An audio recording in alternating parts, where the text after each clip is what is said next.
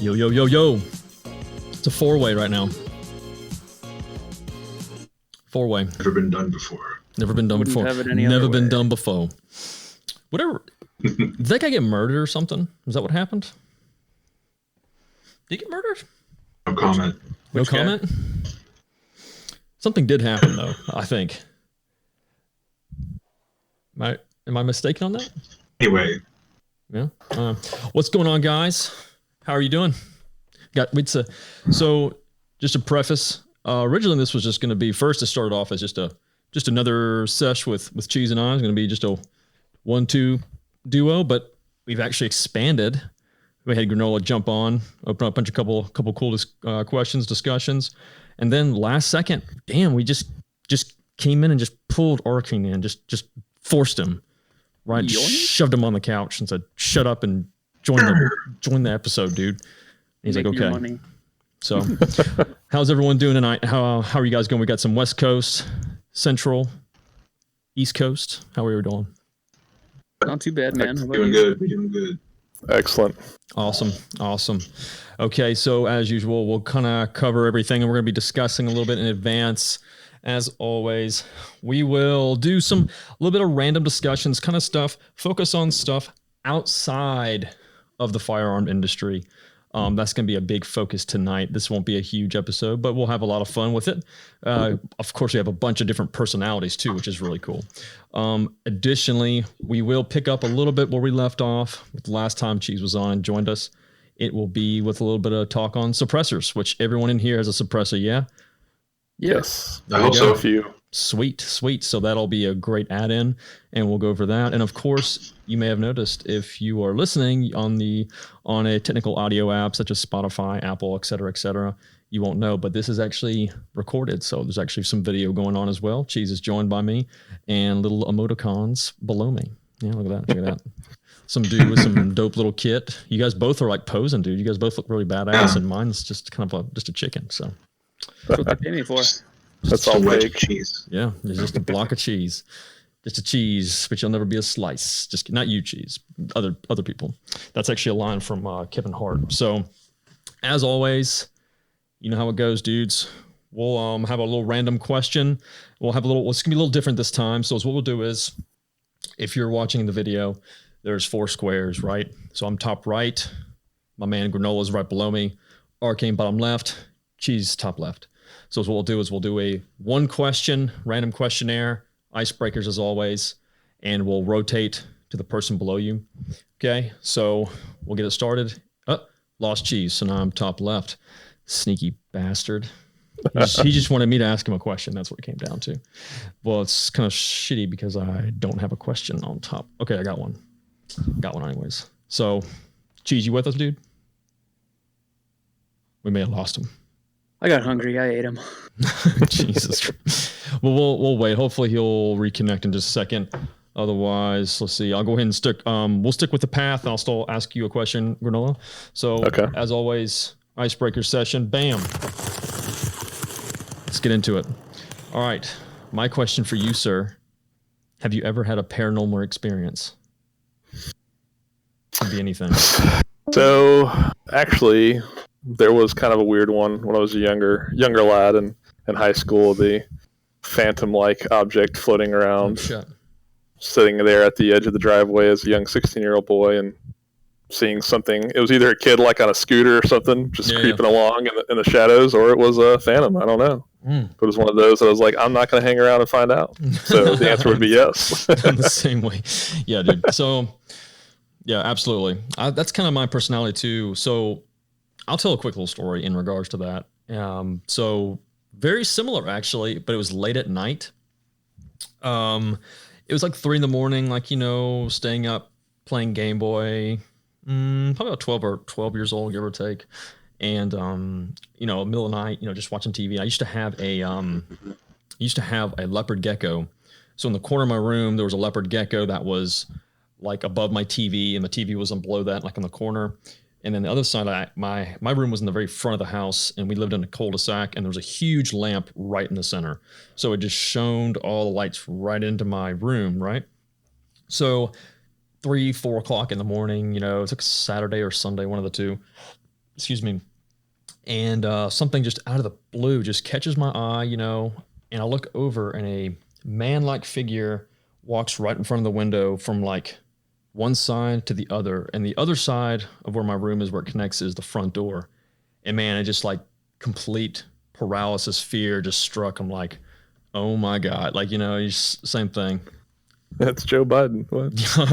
Jesus, it is creepy Joe Biden, dude. I think, and then like 30 minutes later, I booked it to the other side of the house because my parents lived on the other side. We're sleeping on the other side of the house.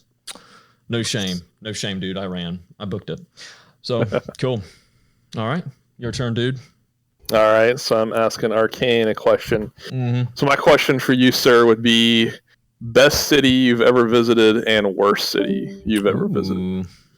That's a really good question. Oh man, I've been to, I think it's 21 or 22 different countries, so it's hard to pick just one. Yeah, humble brag there. Sorry.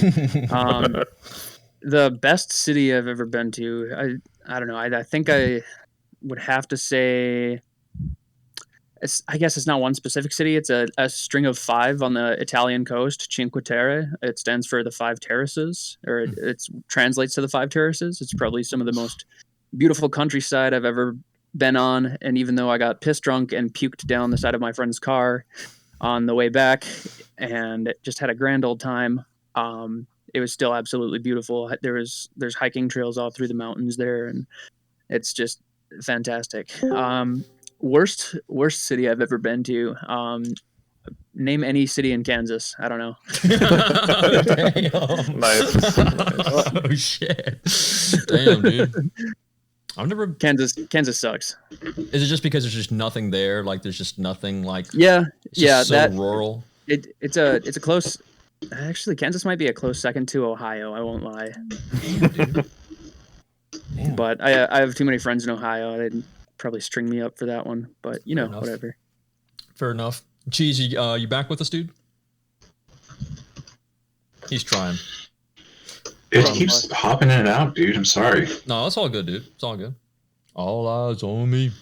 If we want to, Arcane, I'll let you go ahead and answer the question. We don't have to do video. It's all right.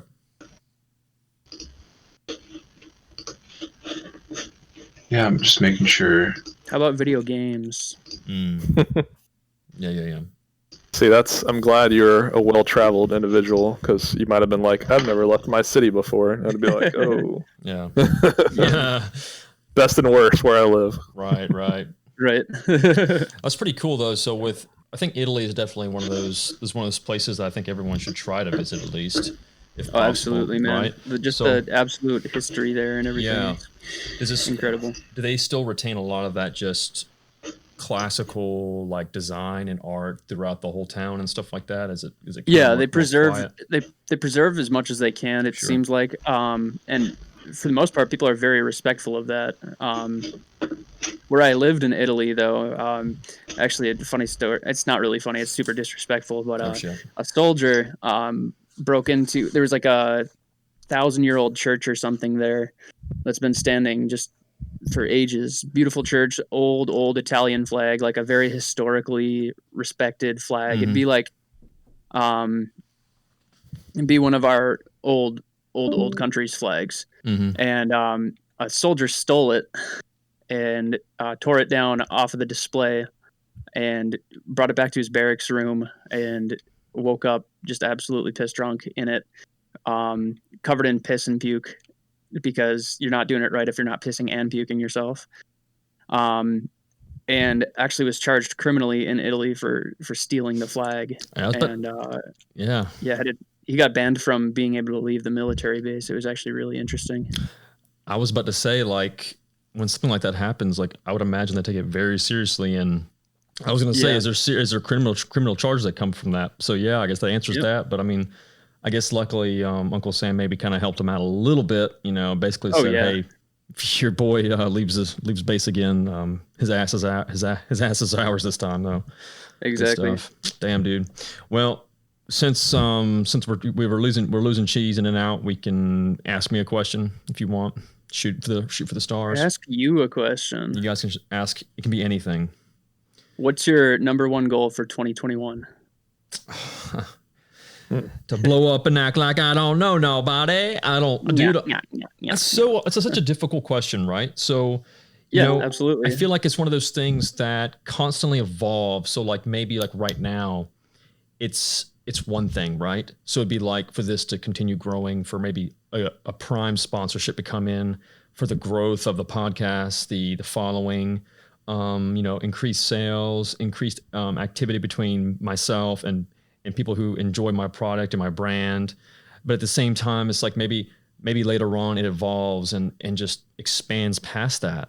So I'm not sure. I don't want to say something cheesy, right? So maybe just bettering myself and maybe having some more self-reflection and being able to broaden my horizon some. I think that's the best way of putting it. Kind of sounds like a cop-out. Right? I'm kidding. Yeah. I mean, it's true though. It is true. It does kind of sound like a cop-out, but at least I'm not trying to lose weight. I'm trying to gain weight, trying to get some fucking kgs on me, But no, in all seriousness though, No, it's a good answer. Yeah, I mean, it's just it's difficult. I think as I get older, I think my outlook on that kind of changes, right? So like, I think maybe better my relationships with new friends and maybe expand that. You can say that. Like, so I've said it a couple times and I've even mentioned it, like, meeting friends who I've met through this. So like, like you, Cheese, and stuff like, I've already met you, Granola. I don't care about you anymore, dude. But like, going up, meeting Arcane, seeing Kid Fox and seeing how all that stuff is done, or even meeting you somewhere, going to see Second Chance K9 and seeing what they do in action, going out west. I've never been to Washington. I've never been to Washington. So it'd be really cool to go out there and, just like earlier, he was Cheese was showing off all the cool beer they have out there. And it's just like, I don't know, it's just a completely different world, different experiences and stuff like that. And so it'd be kind of cool to experience that, I guess. So that'd be really neat. I don't really, I feel like I always want to do something like that, but I never actually commit to it, So maybe, getting better at commitment. There you go. Damn. It's not a bad answer. Travel is good. Yeah. Travel's good for the soul, as they say. Yeah, for sure, dude. Absolutely. So as always, it's a little different this time again, because we have a rotating cheese block right now. We have a rollaway cheese wedge. So we'll kind of just keep of cheese. Yeah, dude. He's going down the hill, dude. He's going down the hill. He's lost in Italy right now. So as what we'll do is, one thing that we did today was I put out a thing to ask questions. And it's, we'll do a couple questions first and hopefully Cheese can join back in. And by then we can kind of get back onto the topic of suppressors and stuff that we enjoy outside of firearms, because all of us are pretty highly involved with firearms.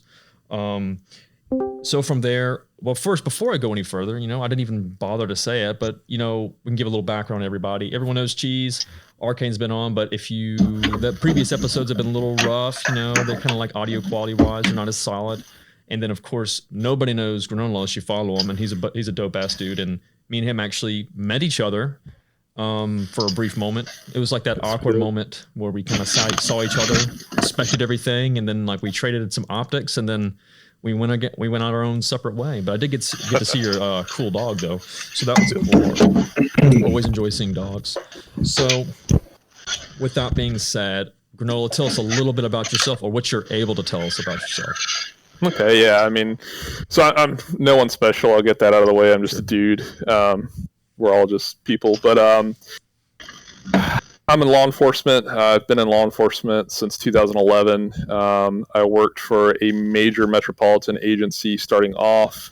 I was there for a couple of years, left for a smaller sheriff's office. I'm in Georgia. For people who don't know, I know every state's different. In Georgia, sheriff's officer are full service, meaning patrol, investigating, all that kind of stuff. I've been there ever since. I'm currently assigned to a violent crimes gang task force. Get to do a lot of cool stuff.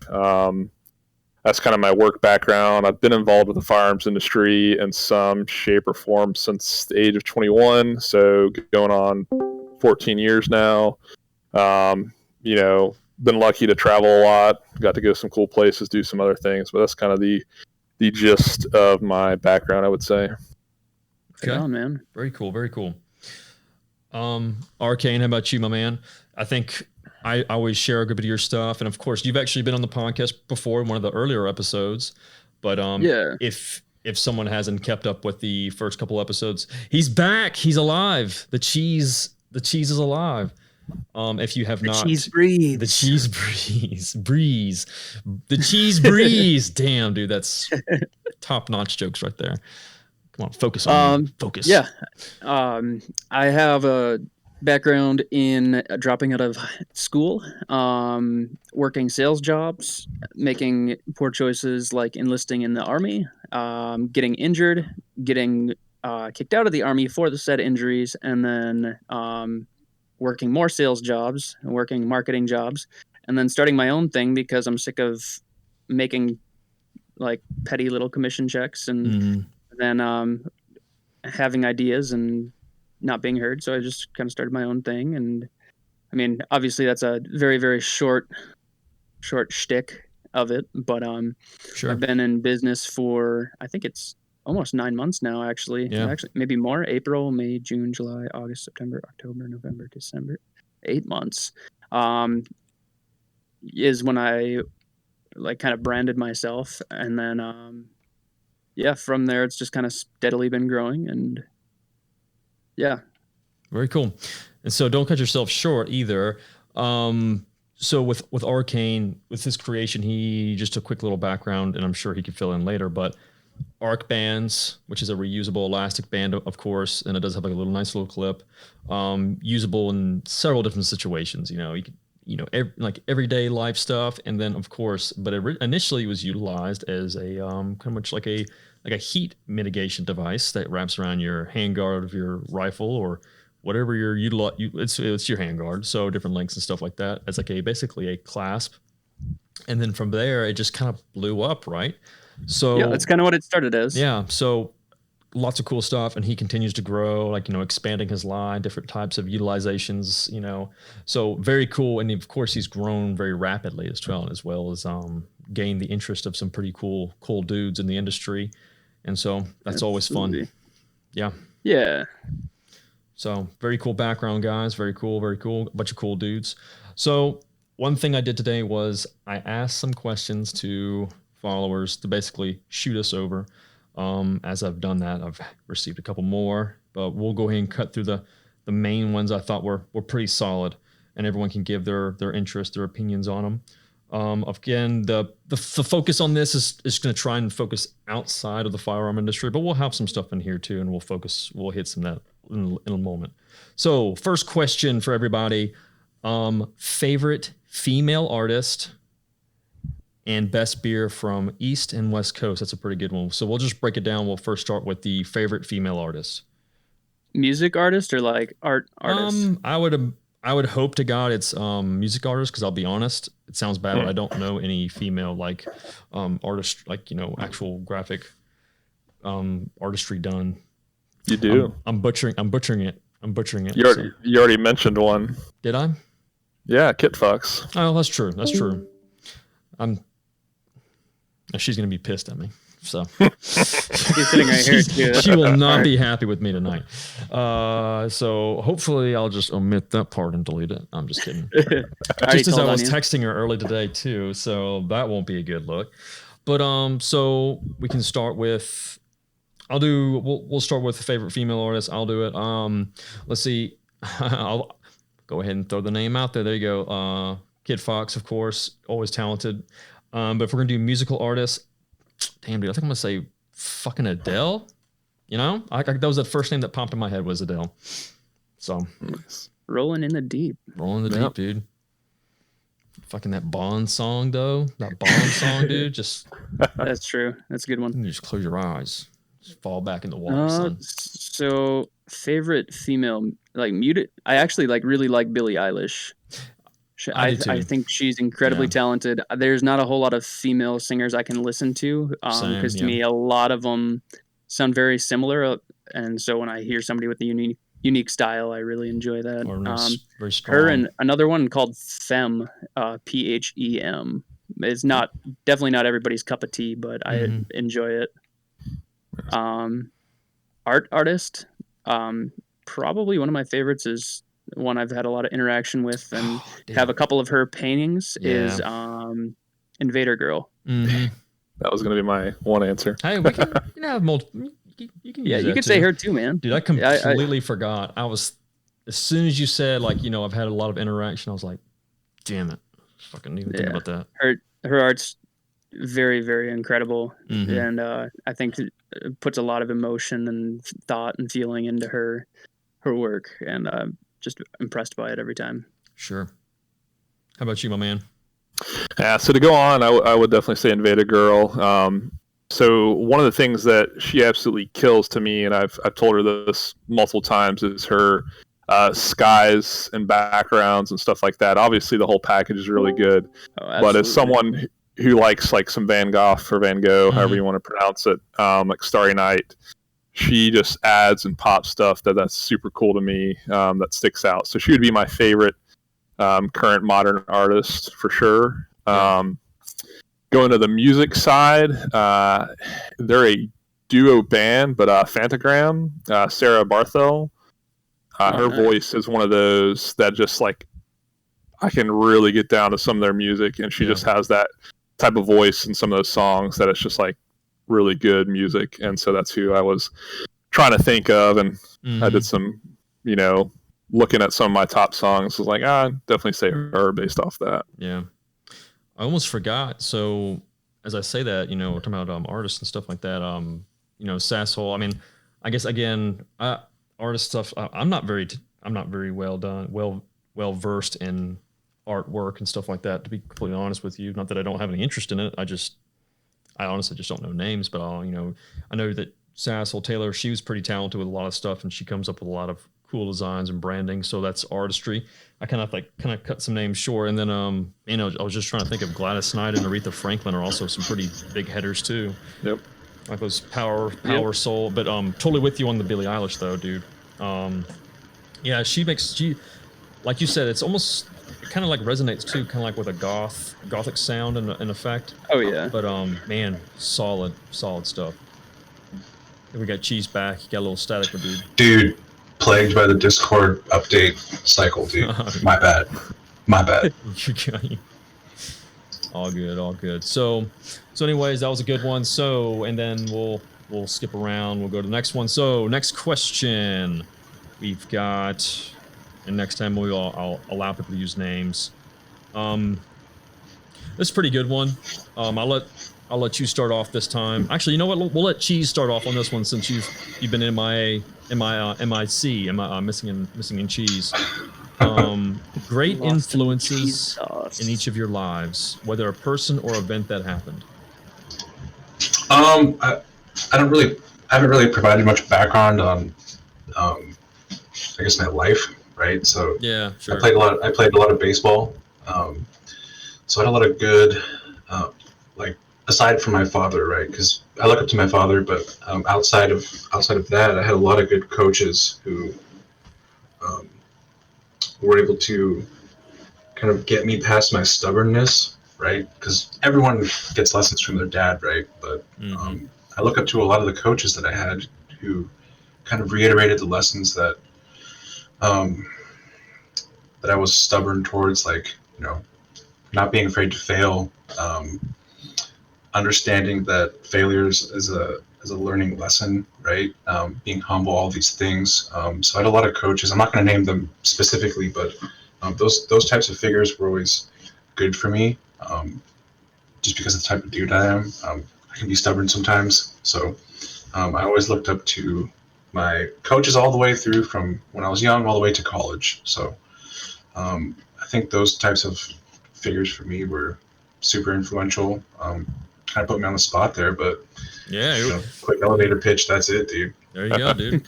Very cool. We'll just do it reverse. So Arcane, how about you, man? Major influences. That's a tough one. Yeah, it is. She's had a good point. Like on the spot, it's hard. There's a lot of military leadership that I had that I don't believe I'd be the same man I am today without them. My father too, like she said. But I think it was those military leaders taught me calm under pressure. Taught me a lot more patience, even if. Mm-hmm. I mean, just that, like, hurry up and wait. You know how it kind of goes. But they taught me a lot of valuable lessons and how to stay composed and cool and calm. Just stuff like that. So I feel like a lot of my demeanor today comes from those guys. So sure, good stuff. How about you, Granola? What you thinking, man?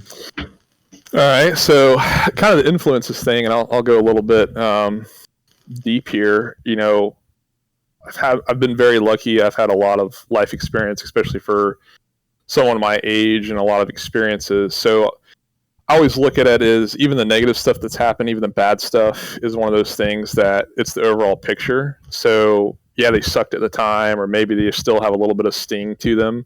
But the other things, the good things, the great things, maybe wouldn't happen if those things wouldn't have happened.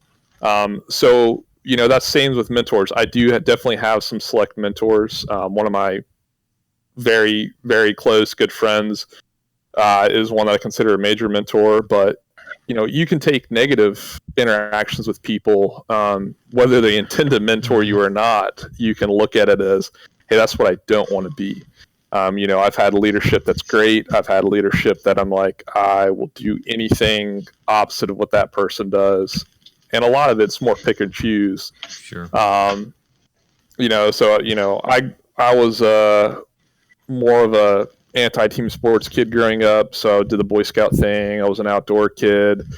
So from older scouts, you know, my scout troop was funny. Like most of the kids, we had several that went to Citadel. We had West Point, you know, Marine Merchant Academy. Like everybody in a certain age range got in law enforcement or military. So I would say that was kind of the real start to push. It was something I always wanted to do. So, but yeah, that's long way around to that answer that question, if that does. You know, I think that's 100%. That is, it's funny. I mean, I had already read the question and already seen it, but even just putting on the spot, it's like, geez, it's pretty difficult. So, you know, obviously I'll go ahead and say the typical. So I would say my father, very growing up influential, didn't grow up with a lot, you know, and a lot of stuff was self-earned. But at the same time, whether I agree with them or disagree with them, and, you know, doing a lot of construction work growing up with him, which I hated. I absolutely hated it. A lot of life lessons that didn't click at the time, and whether it be from me being too stubborn to understanding them, like cheese, or maybe them not being given away, you know, putting across completely. You know, being the oldest child too, I think plays a part. So, like, you know, it's a learning lesson, right? So, like, if you're the first kid, you know, sometimes your parents aren't perfect. No one's perfect. So they're kind of learning as they go as well. And I've kind of learned to understand that as I've gotten older as well. But, you know, I learned a lot of things from him and aspects and working hard and stuff like that. And I think some stuff has kind of altered as I've gotten older.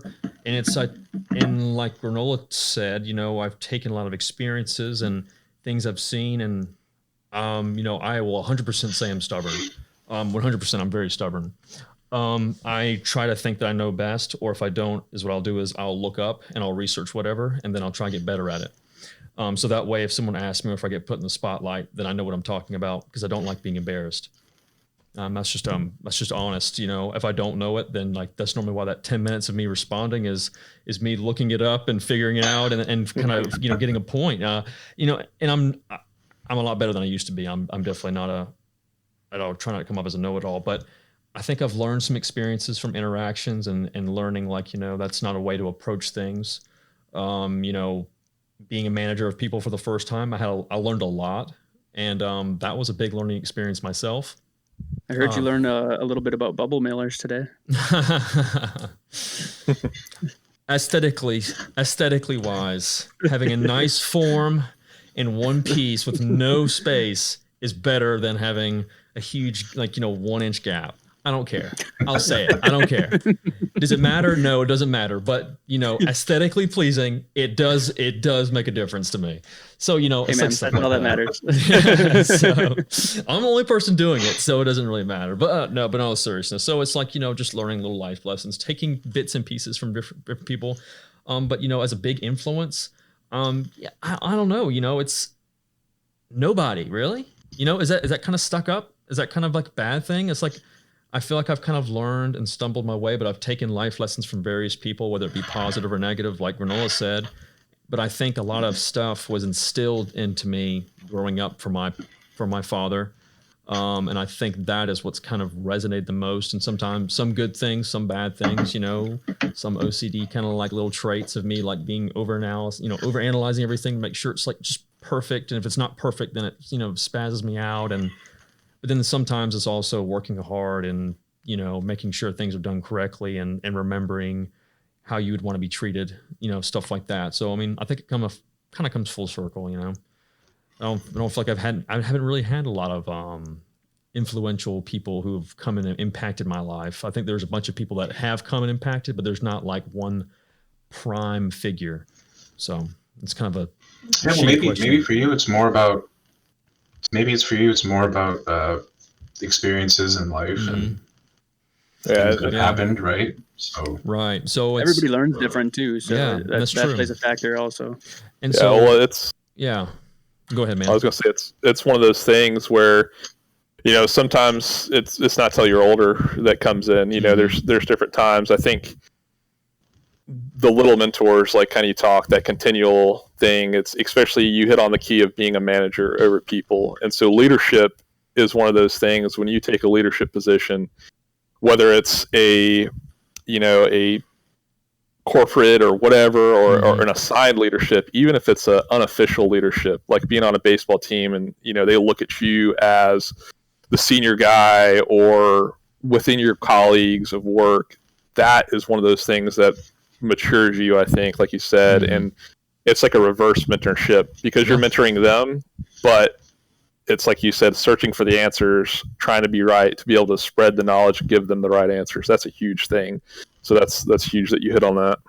Yeah. And I mean, of course, you're not always going to be 100% right, or you're never going to be correct every single time. And sometimes you take those bad experiences and like you said, and you work on them and then you remember from them, and moving forward, you learn from it. And I think that's 100%. I feel like what I've done. I feel like I've gone through a lot of experiences, whether they be good or bad, and I've kind of learned some things from that. Then like, okay, yeah, I'll never do that ever again, or I'll never put myself in a situation like that ever again because of that specific, instance.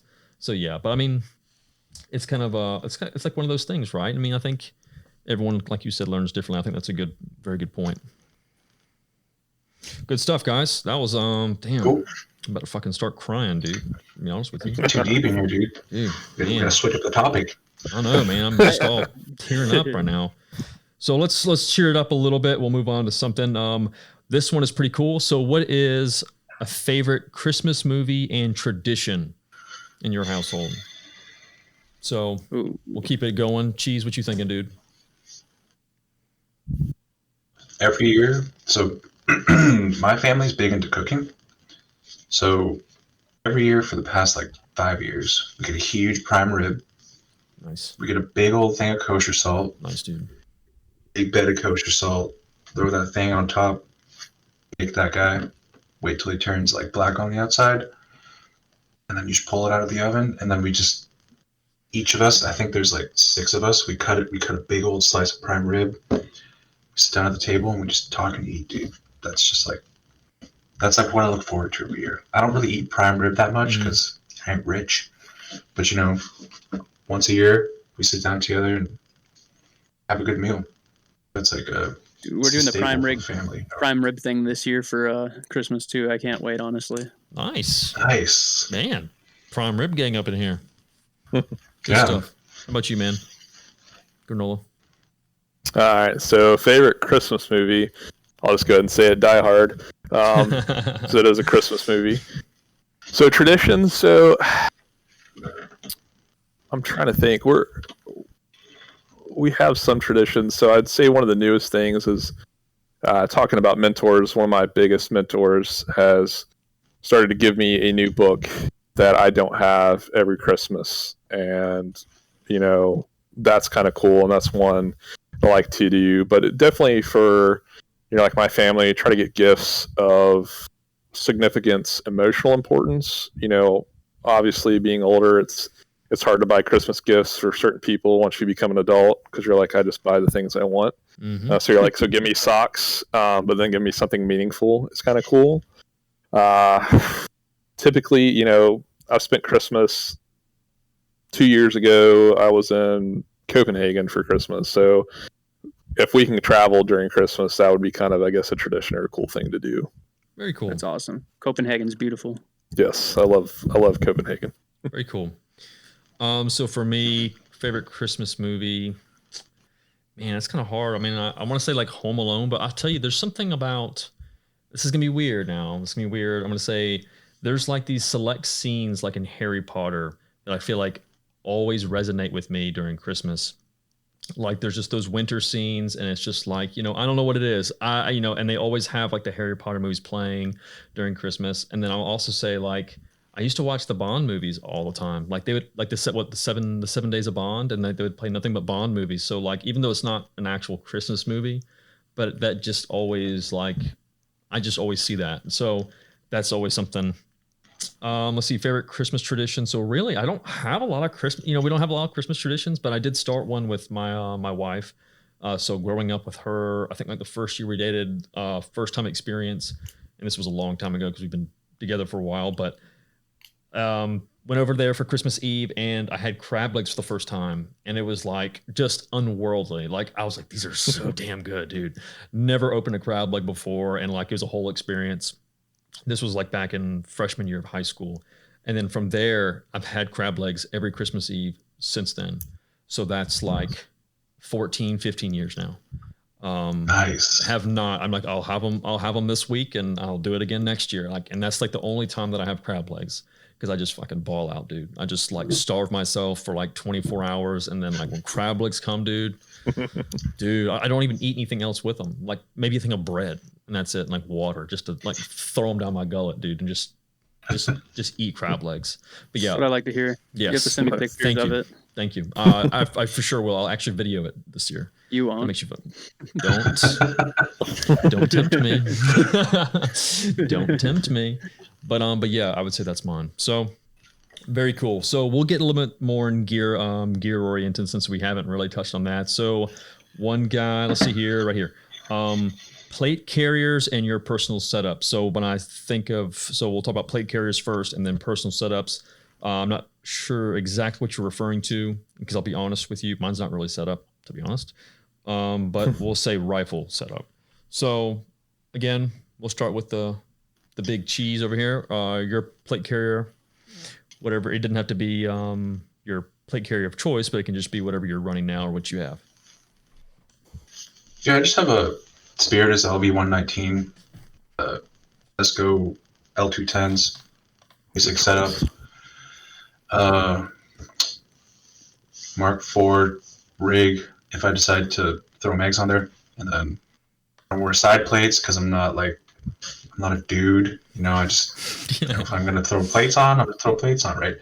So that's pretty much it, dude. It's just I got the elastic cummerbunds, like space for radio if I need comms, but like I said, I'm just a dude, so like if I'm gonna throw comms on, it's probably just gonna be like a Baofeng, and that's gonna be it. And then yeah, that's pretty much it. If we're talking just plate carriers, that's it. Just a simple man's plate carrier. It's a good one. Yep. Absolutely. I actually have 3 different LV-19 setups. One is pretty slick, and I keep it pretty slick. I have a Mark IV chest rig with fat straps that I can throw on if I want to run extra mags. I made my own cummerbund for that one.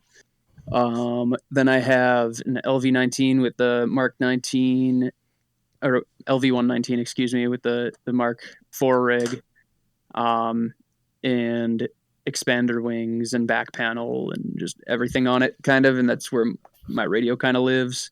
I'm running a Team Wendy ballistic helmet, the SL, so it's the lightweight one, with Peltor dual comms and Baofeng radio. Then I have kind of a Block 18 that I've been running more frequently, since 300 blackout ammo is expensive right now. I really love 300 blackout for shorter engagement ranges, up to about 100 yards, and then 5.56 is king. But I just like how quiet 300 blackout is. So cool. Then I have, yeah, that's kind of the basics of my setup. And then I just have another LV119 that's kind of sitting here. I've ran JPCs. I love JPCs too. The 2.0s from Cry. Those are super, super comfortable when you have to wear them for a really extended period of time. Then I have Hesco L210s also, and Hesco, I think they're 3380s, a little bit thicker, a little bit heavier duty. You can take a few more rounds. Playing a lot of Tarkov, dude. You know me. I only say that because I know he's a big Tarkov nerd. So cool stuff, dude. I do like my Tarkov. Hell yeah. All right, so I guess that means it's my turn. Yeah, it's your turn, man. That's for last. That's for last. Yes. So my current setup, and I've run this one for a while, so I'll preface with saying personal friends with Spiritus Systems owners and their main LE mill sales guy. That said, I've run a bunch of different plate carriers over my times, and I love the Spiritus one, and not to say there's not other options, you do you. But I'm running an LV119. I have the tubes covermunds currently set up. So the first spear tube system, which is nice for what I do because I'm about 99% plain clothes, unless I'm doing enforcement action, and then I'm throwing it on. But there's times I have to throw it on in a hurry. I run Hesco 3810 plates, which are the thicker ones. They stop a lot of stuff. 3810s. Yeah, that's what it was. Yeah, they're the lighter, thicker ones that stop a lot of the stuff that I'm worried about. Yeah. And then I run the 210 side plates, just because I'd rather run them than soft armor. So it gives me a little bit more, but they're a little thinner, which is a bigger deal for me on the side plates. I have a Mark IV microfight that's mounted to it. You know, I run a AXL zipper top for the secondary compartment. That's huge to me. I like the full flaps, but I've literally been like sneaking outside of places trying to do some surveillance with like armor on and like access something. And it's like, and I'm like, all right, zipper's much better for that. You know, I run my comms in a double M4 mag pouch because I have to switch radios sometimes. So I'll go through for the commo nerds, like a Motorola APX series to a Motorola XTS 5000 to I'm running a Sonum push to talk at times. So I don't have a specific radio pouch. I typically do run a push to talk comm setup from Disco 32 for the Motorola APX.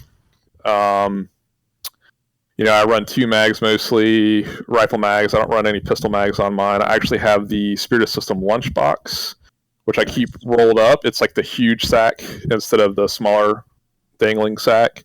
I keep that empty except for when I run a gas mask. If we need to run a gas mask for something, I throw that in there. I can also put stuff in there if I need to for some sort of, search warrant or something I'm doing, or what you would, the cool guys would call SSE. I have a Darcy drag strap on there. That's a huge thing to me. Not that it's always clipped into my belt, but if I'm doing something where I have the time, I'm definitely clipping that in. Trying to think what else, but yeah, that's kind of the main setup. I have another LV 119 that just kind of slick right now. That's just kind of secondary. I spent several years at a Mayflower APC, and then a Velocity Scarab was my next big or longest term plate carrier I've used other than the Spiritus. So that's kind of my setup, and my thing is I wear it for everything. If I'm wearing armor, that's what I'm wearing. I don't wear soft armor anymore. Not what I do. So sometimes I'm like, it'd be cool to have a slicker setup. But then there's times where I'm like, we're just doing a vehicle assault and a vehicle takedown. And the next thing I'm like standing outside of a barricaded hostage situation for like 3 hours. So I'm like, I'm glad I have this on. Fair enough. So I'm pretty much identical to cheese, and we sound like a bunch of spiritus diehards over here. But yeah, dude. Like it's hard when they're such a good company, man. Yeah, so like that's what I have too. So Spiritus LV119, same plates as cheese. I'll be honest, some of that stuff, it's, I mean, I've run it a little bit like training, just so you realize, it's just so you are comfortable with it and you've utilized it, at least you know what you're doing. So like the first time, that 1% chance that someone like me would have to use something like that, I'm like, oh, I can't shoot like this. This is fucking, I don't know what to do. So, but yeah, same thing, little MK4 in the front, just to hold the mags. And I actually just ran it as like a little micro chest rig for a long time. And then from there, I just clipped it onto the LV19, LV19, same thing with the Velcro, except for I'm not being a badass and having to worry about people hearing me. It's more of like, I fucking can't stand the sound and like dealing with Velcro. Like, it's just like, it's like, oh my gosh. Like even like having like ear pro on, like Peltor or something like that. You just hear that. It's just like, God, right.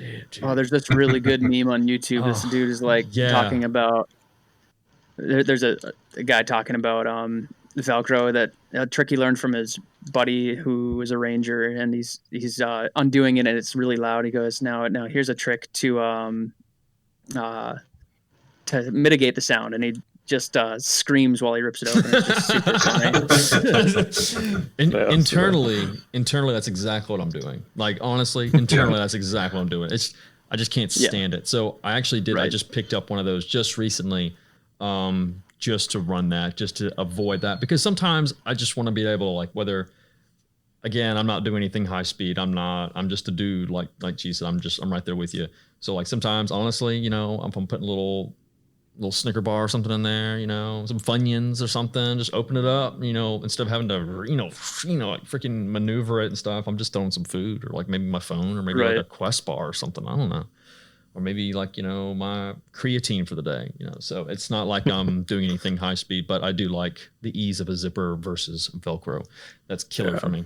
So yeah, they got those tall ones now too. Excel's one of those. It's also just killing the game out there with some good stuff. Yeah, and it's cool. They make really good, and it is really high quality too. And just looking through it and stuff like that, it's perfectly measured to the Spiritus system as well. I'm not really sure. I think the only other plate carrier I looked at one time was a JPC, and that was just because that was like the big one at the time, and I was actually on a pre-order, or like I guess a waiting order for it, and the Spiritus just happened to pop up, and I just kind of put it together right then on the spot. And mine does have the cummerbunds, just for the ease of it, I guess, because again, that Velcro just drives me insane. I just don't like Velcro. Just the sound of it, I guess. I don't know, OCD, I guess. But yeah, I don't know. It's pretty basic stuff for me on that one. So cool. Let's we'll cut out with the questions, because otherwise some of these questions, man, they just kill you. I can just be here forever. But there's cool questions. I appreciate all the questions. Yeah, and so that does take up some time. And so with that being said, I appreciate all the questions sent in. We'll do it again, and we'll bring in some more questions. Again, the same thing. So with that being said, we'll go ahead and pick up with since we're ending on gear and stuff like that, let's go ahead and talk about suppressors. So with that being said, suppressors, everyone's got some experience with them. I get questions all the time about suppressors, and I'll be the first one to say, even though I researched a lot about them, I don't know everything about them. I have two right now, and RC1 Surefire, and then I have the Nomad Long, which was primarily purchased for the Ranger Blackout, of course, and now the price of that is, it's freaking insane. It's like I have my little stash, and I'm almost too scared to shoot the cool gun that I have. Typical, that's how it works. But how about you guys? So I have an RC2 that just shipped today. Actually, I got notification that it shipped today, and then I have a Sandman S. Very cool. I'm kind of looking at a Sandman S, to be honest with you. It's very versatile. I love it. I threw it on my I throw it on my my 300 Win Mag, 300 Blackout bolt gun, my 300 Blackout AR. And it's got the locking mechanism too on that. So like I know with the Nomad Long, you can change it to where it can be like a a crank system, like the utilizer flash hiders and stuff like that. But with the SAM NS from the factory comes with that already, right? Right. Yeah, what's the chemo mount? Yeah, chemo. Yep. They're expensive too, dude. So like for the Nomad, I think it's what, like $170? Something like that. Yeah. So it's worth it though for the versatility that you get out of it. Yeah. So I have 2 Surefire early RC1 minis, a RC556, the early one, an old AAC SPR M4. I have time on with M4 2000s, a bunch of other cans of just, experience and stuff of through the industry and through work. But I primarily run the minis. The minis are what are on my work and training gun, even though they're 11.5s, because that's all I want. SBR life, baby. Fair enough, man. Fair enough. Go ahead, cheese. How's the sound? How's the sound mitigation on the minis? I've heard good and bad. So to me, to cut off cheese, sorry. The mini versus the full size on 11.5 ear, I don't hear much difference. I'm looking for the flash mitigation and some sound mitigation, so it's not blowing my eardrums out or blowing fellow people around me's eardrums out. And I've seen a lot more switch from agencies going to the minis, even on short guns. And there's been some around me that have run them, including some that run them on 10.3s and have for a while. I have the mini RC2, and I've run it on 14.5, 16-inch, 11.5, 10.3, and me, a 5.56 suppressor is just to take the edge off, if anything. Yep, right. Something to take the edge off. And I haven't had any complaints with mine. Coming up on a year of owning it, and it's great. I'm not really a decibel chaser. Try to be realistic about having a can on 5.56 gun. But kind of like Granola said, don't notice any huge difference between like a 14.5 or like a 10.3 with a mini can. It's kind of impressive. Yeah, I mean, I think go ahead. No, I was going to say he killed it with that decibel chaser. I think that's where a lot of people start off, getting into suppressors and just don't know what they don't know. And the suppressor industry, as far as knowledge and what's out there, is from when I started, is like huge difference. Because before it was like silencer talk, and it's like dudes that are form wanting, building custom cans, and dudes are like, I want the quietest can possible, and you're like, yeah, it's not how this works. Right. So with that being said, like, and we'll punch into it a little bit more. So most of the time, people are on the line. So the first thing that I feel like people always want to know is if they should get a 30 cal can or they should get a designated 5.56 can.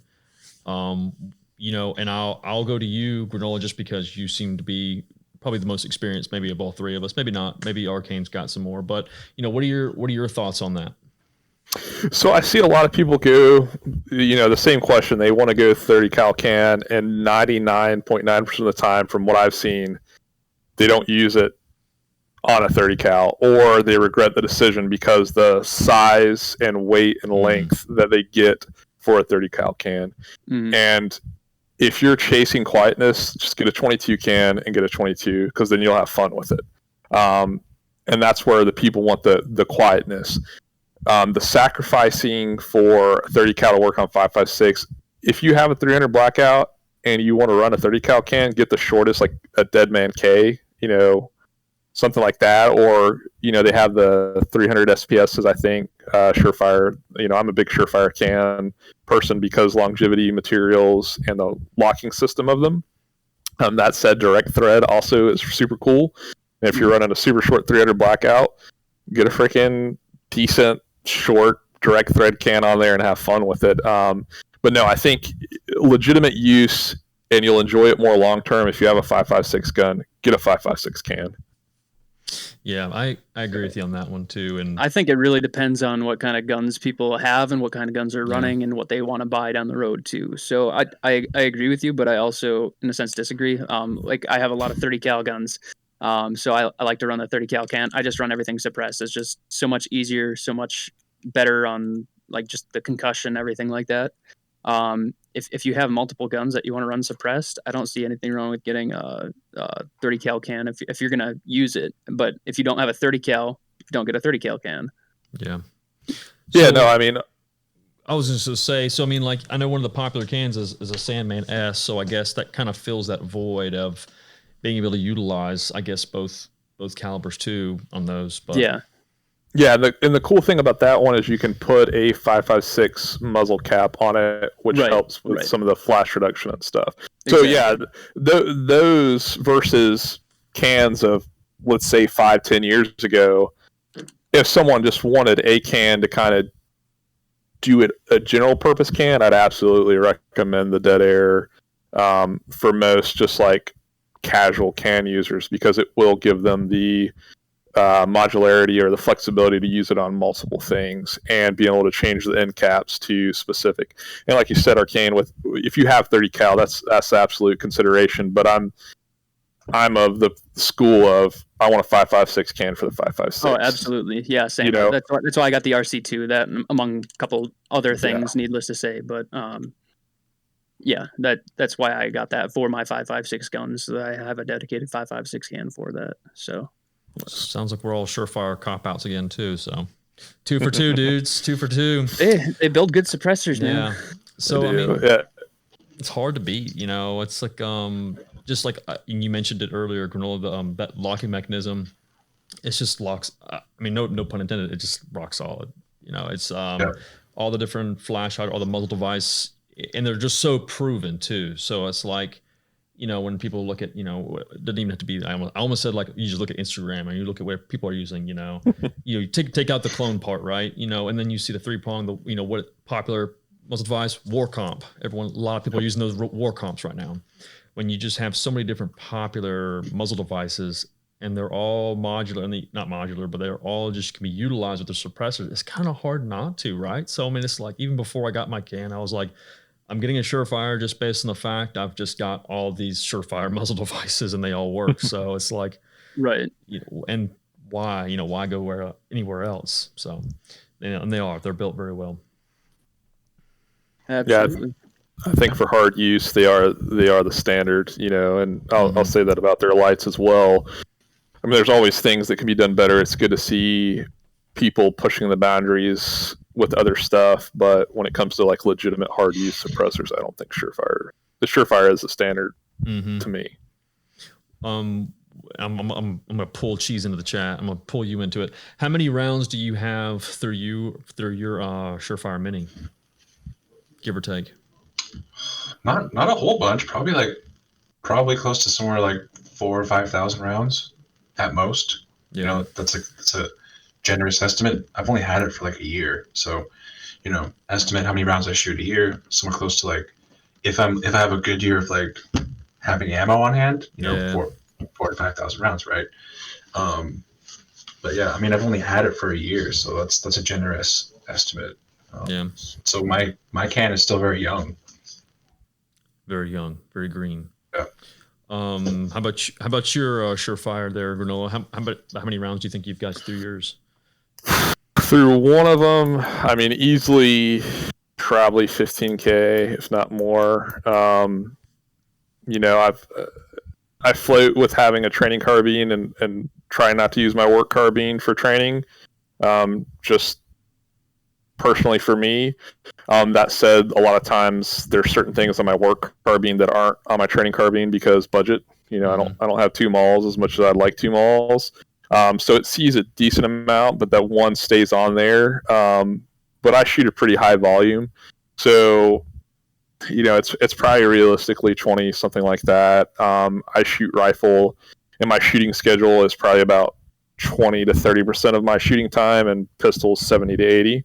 I spend more time on pistol for several reasons. Won't get into all that unless you ask, but so We'll say cool. 20,000. 20,000. Yeah, I think I'm about like at 5 or 6 on my RC1 at least. And other than it looking really badass and worn out from just me shoving it in the ground, just sitting up against stuff and just worn out.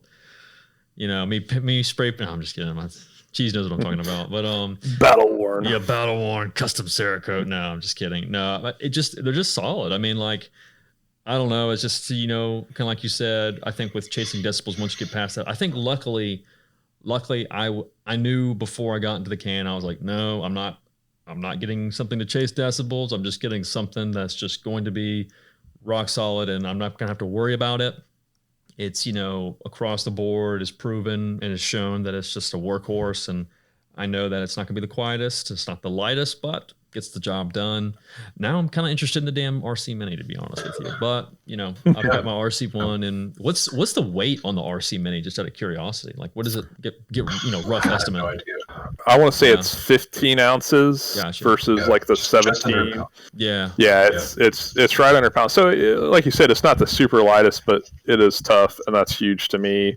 Yeah. And to me, like I think even as looking at it from a civilian individual purchase perspective, why would you want the can that's going to last your lifetime or a long portion of it versus some like, oh, this super Gucci lightweight made out of unobtainium and like 5,000 rounds in and explodes? I'd be like, no, I'll take a Surefire, or like at that case an old Knights NT4.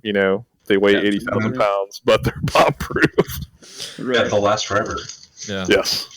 So like even on that part too, it's like you just mentioned about it blowing up, and I don't think people realize too. So like with the NFA process and with suppressors, so if the serial number is actually on the body of the suppressor and it goes bang, and nothing can be actually like the actual sleeve where it actually has a serial number is not, I guess wherever the damage is done, they have to get you a new suppressor. So then from there, you have to start the process all over again. And I'm sure, like, I know Surefire will take care of you and they'll replace it, but it's going to be a new suppressor. So it's going to have a new serial number. So it's a whole new NFA item. So you got to start the process all over again. And so if you buy such said Gucci brand, and the serial number is a part of the body and it does blow up or something goes wrong, guess what, dude?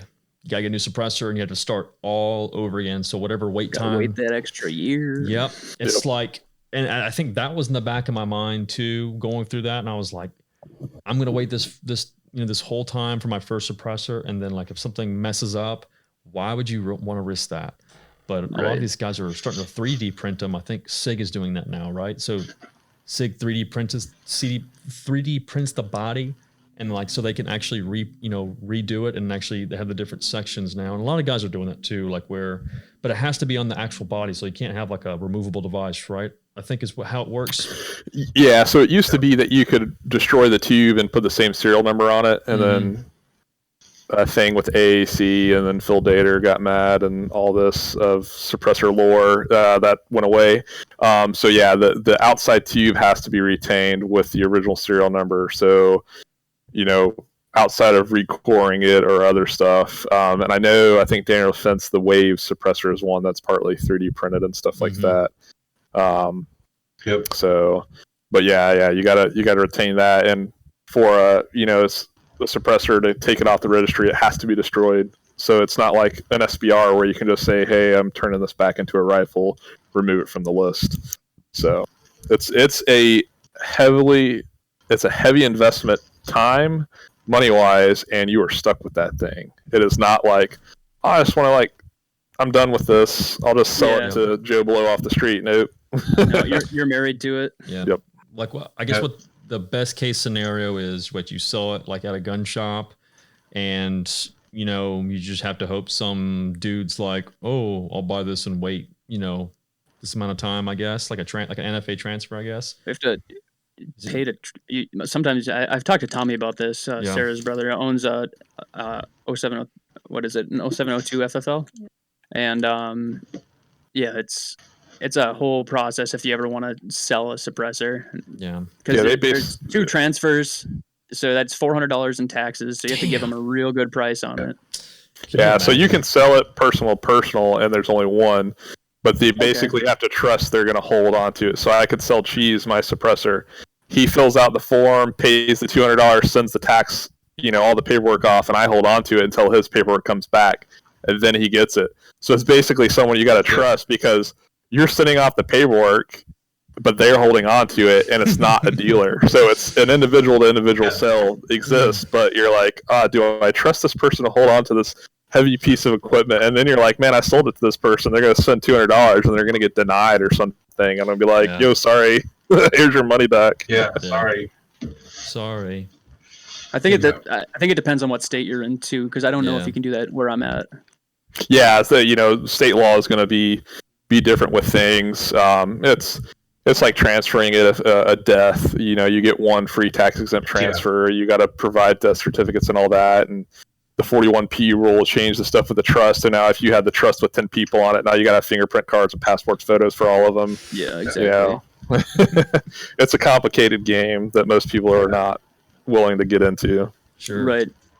So you did bring up one thing, and you mentioned trust just briefly, and that's something else I get asked quite a bit. You have the option of filing as individual and then also as trusts, obviously, and then Silencer Shop has one of the things they've been utilizing for a little bit now. So they have the single shot trust, which is like what a trust per serial number, I guess. So with everybody here, I mean, what is your filing preference? I mean, I've actually done one as a trust and then one as an individual. Just based on the fact that if I'm shooting, whoever is coming with me is going to be there. If someone's going to be shooting it, they're going to be with me regardless, and I'm going to be present, so it doesn't really matter, I guess, in my eyesight. And part of it was definitely like, filing as individual is going to be maybe a month faster too. So I think that's a little bit of it as well.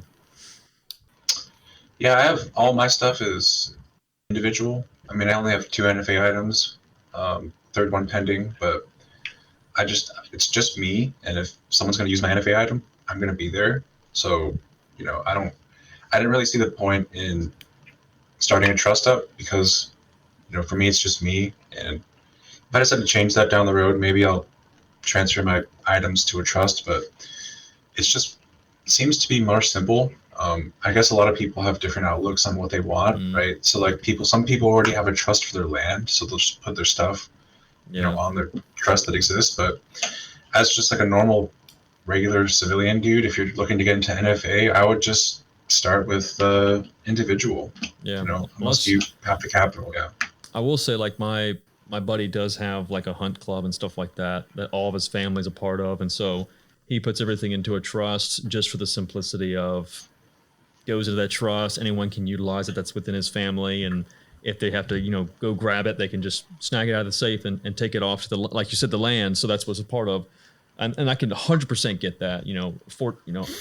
I just don't have anyone, I guess, in relation. If my brother's gonna go shooting, he's just gonna come with me. So right. So yeah, so you also have to be careful with the trust game of your state that you live in and what types of trust, whether they living will or what, that kind of gets complicated. And I think, when I got into the game, it was during you had to have the chief law enforcement officer of the county you resided in sign off. So the pre-41P days, and there were some where it was just near impossible to get them done. So I ended up doing a trust, kind of the cheap route of a way. That said, being more mature than I am now, then I would go to an NFA lawyer or someone that specializes it. Silencer Shop does that thing, and get an extremely well done one and spend the money. And not that mine isn't, but I'm the only person on my trust. So it's basically like being an individual, but I'm the only one. I got lucky. I got the e-file 1 Form 4 back when they were still doing e-file on an SBR. So that was kind of lucky.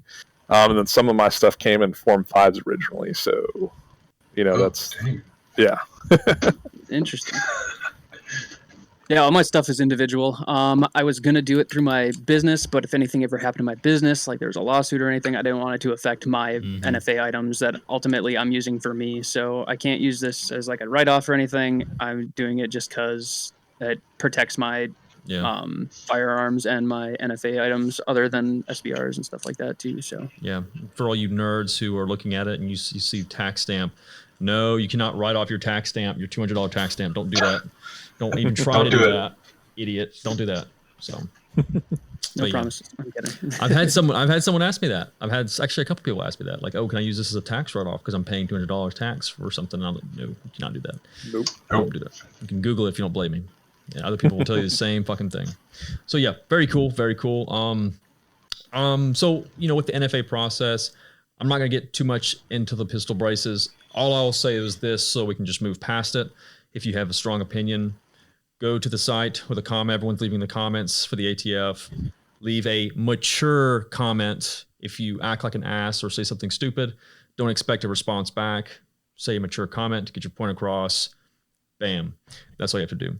I do feel like I think the NFA process and all that stuff should be more familiarized and maybe a little bit more open so people understand it, and maybe more streamlined so it doesn't seem as scary to some people, and I think that helps that process out a lot. But I understand the need and desire, but I also understand that you shouldn't have to go through such a strenuous process to get some of this stuff too, especially just kind of us talking about 5.56 cans.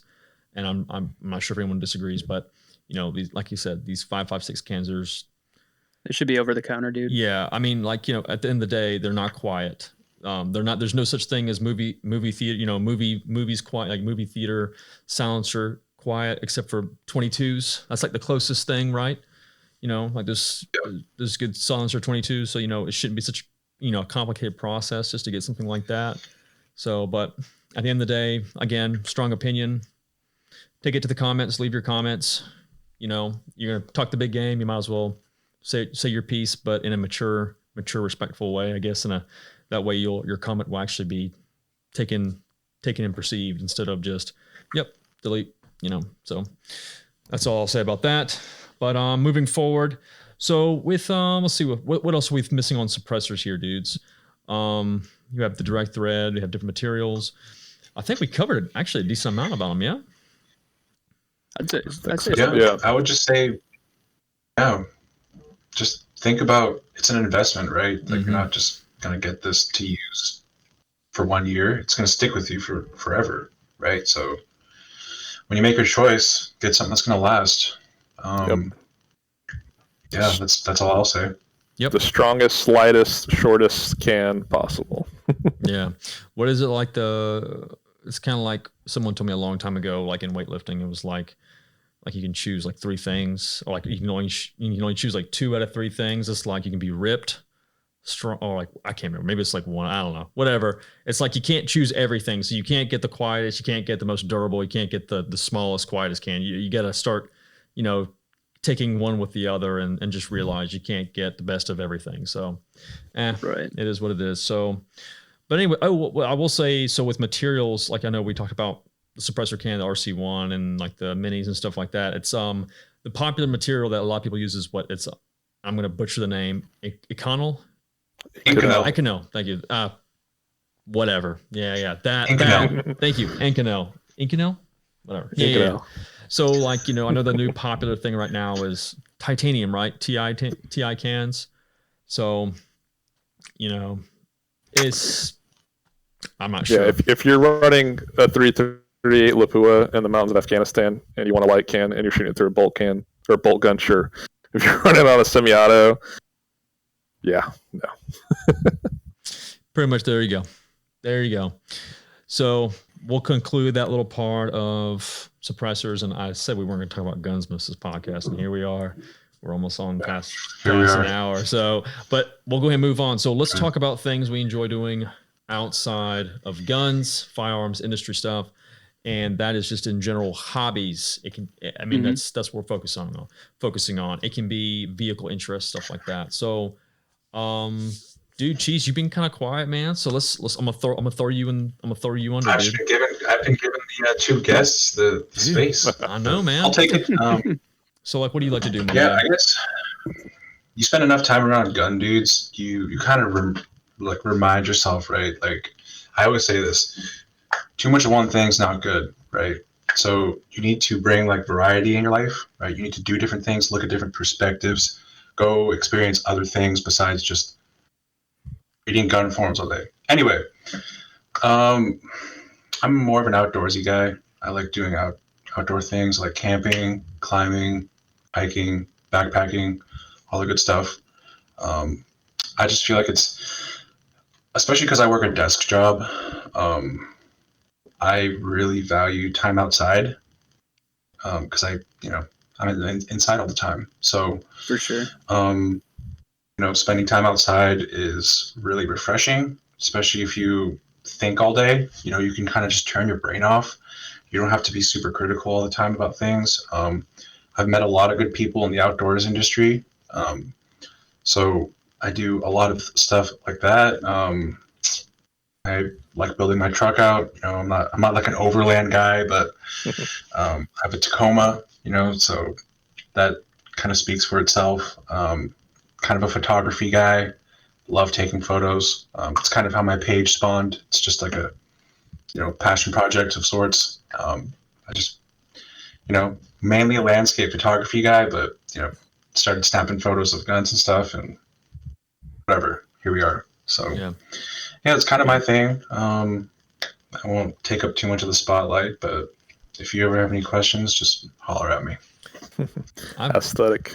Yeah, aesthetic. Yeah. I've got one. So, and I can't believe I've never asked this. Never asked this. Where does the name Cheese Gallery come from, dude? Oh, dude, actually, my dog's right here. Her nickname is Cheese. And I made the page. Because I was like, dude, I'm gonna have a dog Instagram, right? Like, I'm gonna post all about my dog. I'm gonna, like, do training tips. It'll be called Cheese Gallery, right? And then I started like kind of posting stuff to my personal page, and I was like, this is stupid. I'm not gonna make two separate pages. And then I was like, well, I have the handle. And I started getting into like gun photography and stuff. I met the dude at the time. He was the marketing guy at Ballistic Advantage. He was like, hey, you should share some of your stuff. Share it up to like Instagram. And I was like, I don't know, man. Like you talk about aesthetics, right? So like people on Instagram, I noticed they like if your page kind of sticks to one sort of thing. So they have consistent content, right? So I was like, oh, you know what? I'll just use this vacant page that I have. And then it kind of turned into just gun cheese, like we spend, we just spend our cheese on gun parts, and that's kind of how it spawned, dude. I wish it was a cool story, but that's pretty just cool. By dude. chance happened. Yeah. That's a cool story, man. I like that. It's like, it's unique. It's not like, it's, I've always, when I first, I think, found you a while back, I don't even really know how we met. I think it was just discussing gun stuff. And I was like, I don't know. I just like the uniqueness of just like Cheese Gallery. Like, again, like I think as we're talking about stuff outside of firearms, I just like the fact it's just refreshing. It's not like, M4A1builder.com, something like that. It's just like, just Cheese Gallery. And I just like, that, like you said, kind of sticking along with that theme, and then having like just a unique branding sticker that just kind of is more iconic. It's not, firearm themed. It's just a cool, just nice design, nice and clean lines, et cetera, et cetera. So and it goes along with your page too. So very cool, man. How about you, Arcane? Oh, you're busy. I've been kind of getting back into right now there's not a whole lot of extra time. But I just upgraded my camera. I had to spend money before tax season came along, before the end of the year and everything like that. So I got myself a nice Canon R mirrorless camera, full frame camera, a couple lenses. So hoping to reignite that little passion for photography that I have had. I haven't been doing a whole lot with it recently. I definitely need to step up my photo game, especially going from being an internationally published photographer. Fun fact, it's something that you definitely have to keep doing. Otherwise, the skill kind of dissipates and falls off, which mine definitely has. So hoping to get back into some more photography. Then as winter comes in, maybe some skiing or something. If my body allows it, we'll see. My knees and hips are shot. My back is shot, and I've had too many traumatic head injuries for it to be healthy for me to fall on skis. So sure. So I do have a question. So as someone who I would say is very, very, very green when it comes into photography, I appreciate photography. I like the aspect of it. I can see talent and stuff like that. So when you say like lose some of that edge taking pictures, like how is it more of along the lines of like finding a almost a target, but like finding like certain things that like, you know, you think will be muse. Yeah, exactly. Thank you. So like For me, muse. it's my consistency in editing major. You can frame anything up to look nice. It's if you have an eye for framing a shot that I don't, in my opinion, you don't really lose that. I haven't noticed myself losing that. It's good to sharpen that and improve your photo sense, everything like that. But for me personally, it's just my editing abilities, consistency of editing, the feel of the photo. Because I mean, you look at some photos, it looks warm or it looks rainy or it looks really cold, just stuff like that. I used to be pretty good at that, and I've definitely lost touch with that a bit. So I need to work on that more. So that's just going to come by practice. Yeah. Is that like just taking like whatever photo that you find and going into like Photoshop and then just going through everything and like touching up some portions of it? So for me, it's going to be taking pictures, bringing them into Lightroom, and editing them in there. I use Photoshop for minor touch-ups. If there's like a dog hair on my kit, I'll get rid of that in Photoshop, but that's about it. Okay. Lightroom is king when it comes to actual editing. You can do it on your phone for free. I think Lightroom app is still free. But the nice thing for me though is my lighting is always going to be the same in my building. My lighting is we're going to build a photo studio upstairs where we're at.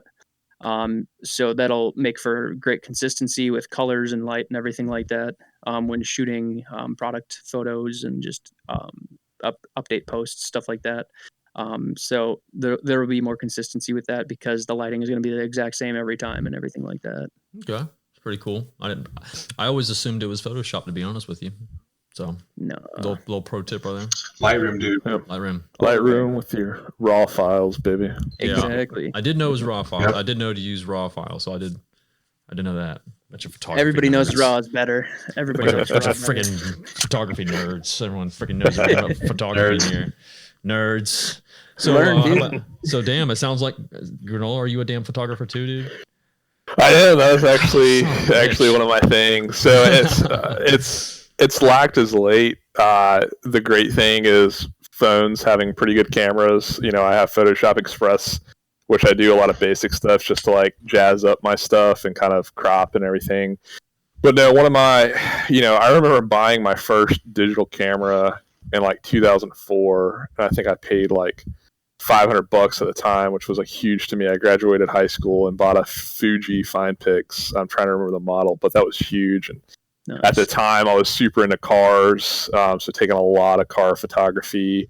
I actually remember some of the kids that we would talk online forums and stuff like that. One was into car photography, and he ended up shooting for like Sports Illustrated and all this stuff. And I'm like, dang.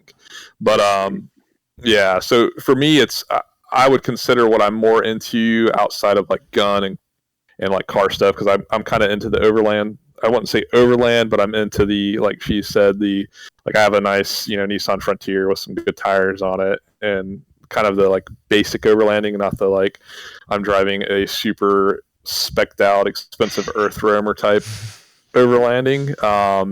I love travel photography, so that goes into my other thing is traveling. I try to do as much as I can. Sometimes it's to cool places, sometimes it's not to such cool places, and it is expensive, and sometimes luckily work pays for it.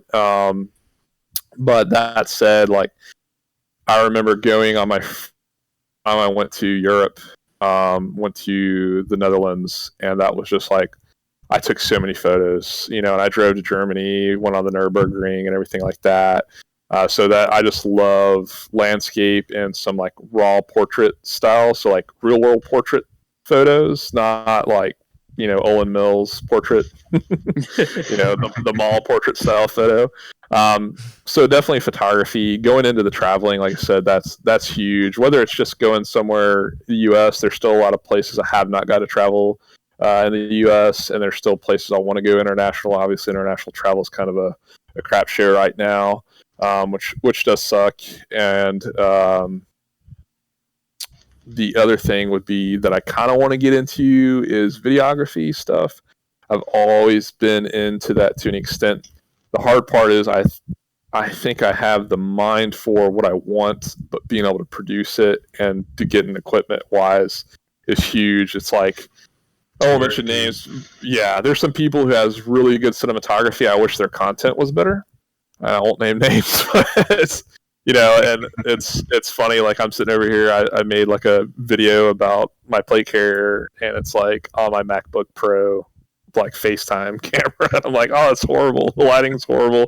Everything's horrible. But so those would be kind of major ones. Outside of that, the outdoor stuff.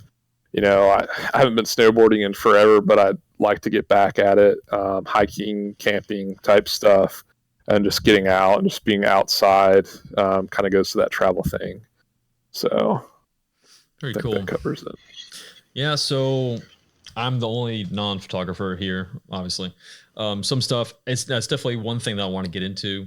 I mean, it's just crazy. Like, I feel like as I get older, like all the different hobbies that I've like basically dabbled in, it's like I just can't ever commit to one, and I'll admit that. Like, it's just, I feel like I try to get involved in various, for a long time, I was like, I want to start hunting more.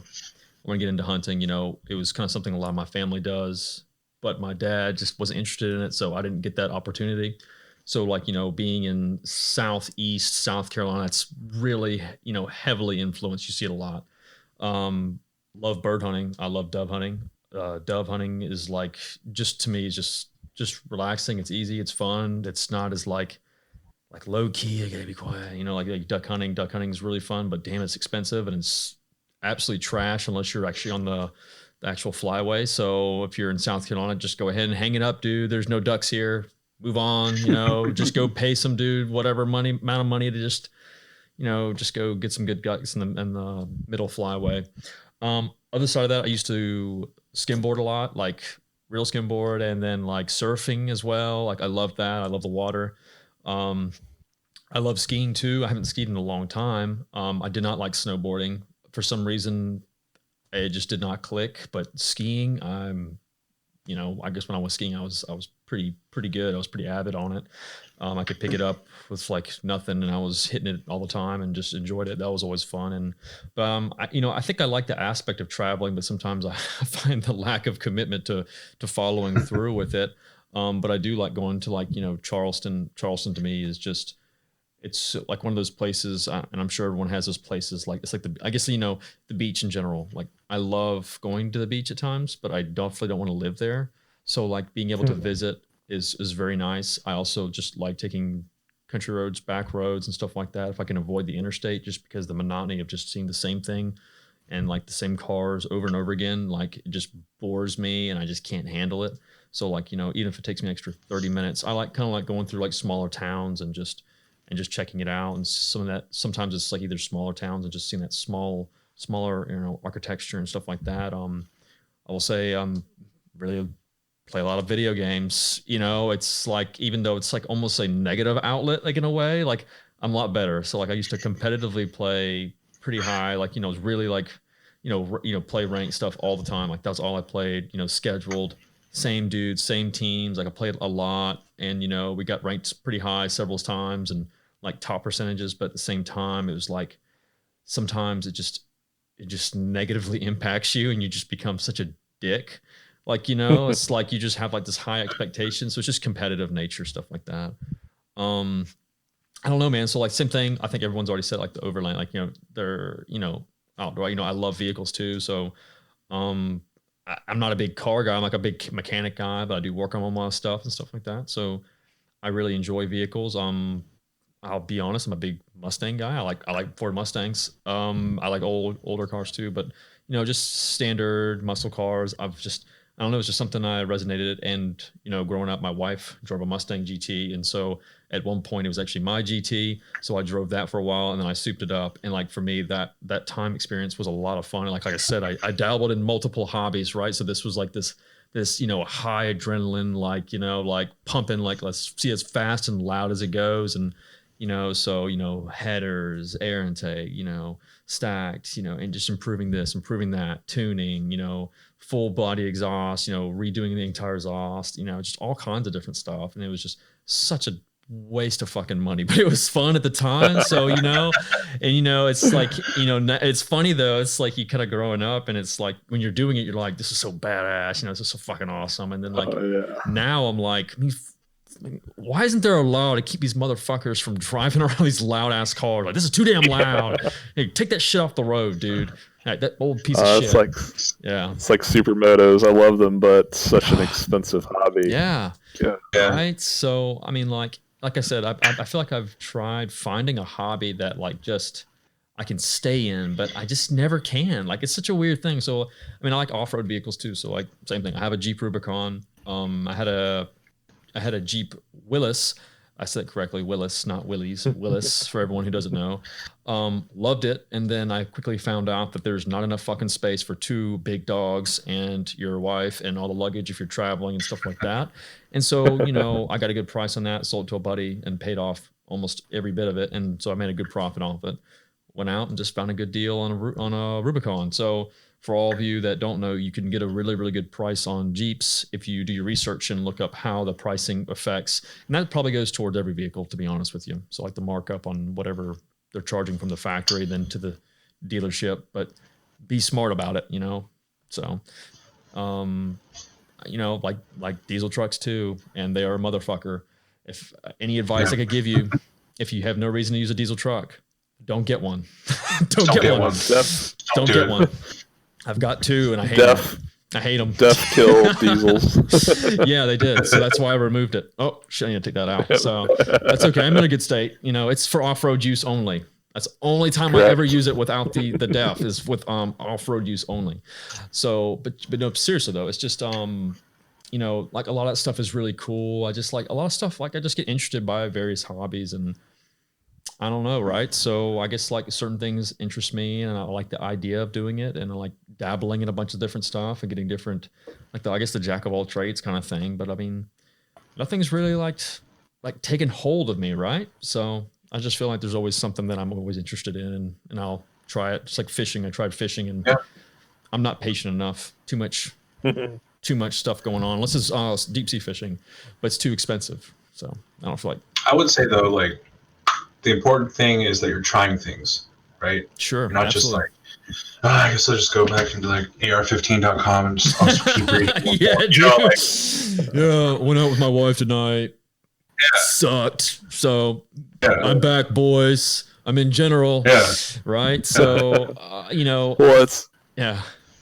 it's funny from a professional side and it's being a hobby at the same time in the firearms. And I think that's the tough thing is time. Like we've all hit it, the time commitment to some hobbies and then the money commitment and having to pick or choose. And I mean, that's the hardest thing as an adult, unless you're, F off rich, you can only allocate so much resources to one thing at a time. You want to buy a suppressor or do you want to lift your truck up? Well, you got to pick and choose, unless you have just that never-ending stream of a lot of money, you're gonna have to pick something. And so I think depending on your career, depending on other things, you either have the freedom or maybe not so much freedom that you need to pick something that is useful to you in a professional sense. So that comes down to it for me. Is it was a hobby before I was in the firearms industry. I got in law enforcement, so it's a crossover.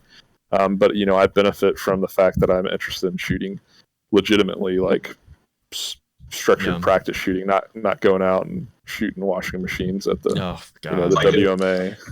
Yeah, and it's funny too because I've found that sometimes if I dive too deep into something, that sometimes I burn it out to the point to where I just cannot return to it. So a good example for that is weightlifting. Weightlifting in general. Right out of college, trying to find a job after college, I just had like this just like nothing. Like, all I had was eating, playing video games and submitting, applications, trying to find a job. And like, like that mindlessness just drives you crazy. Right.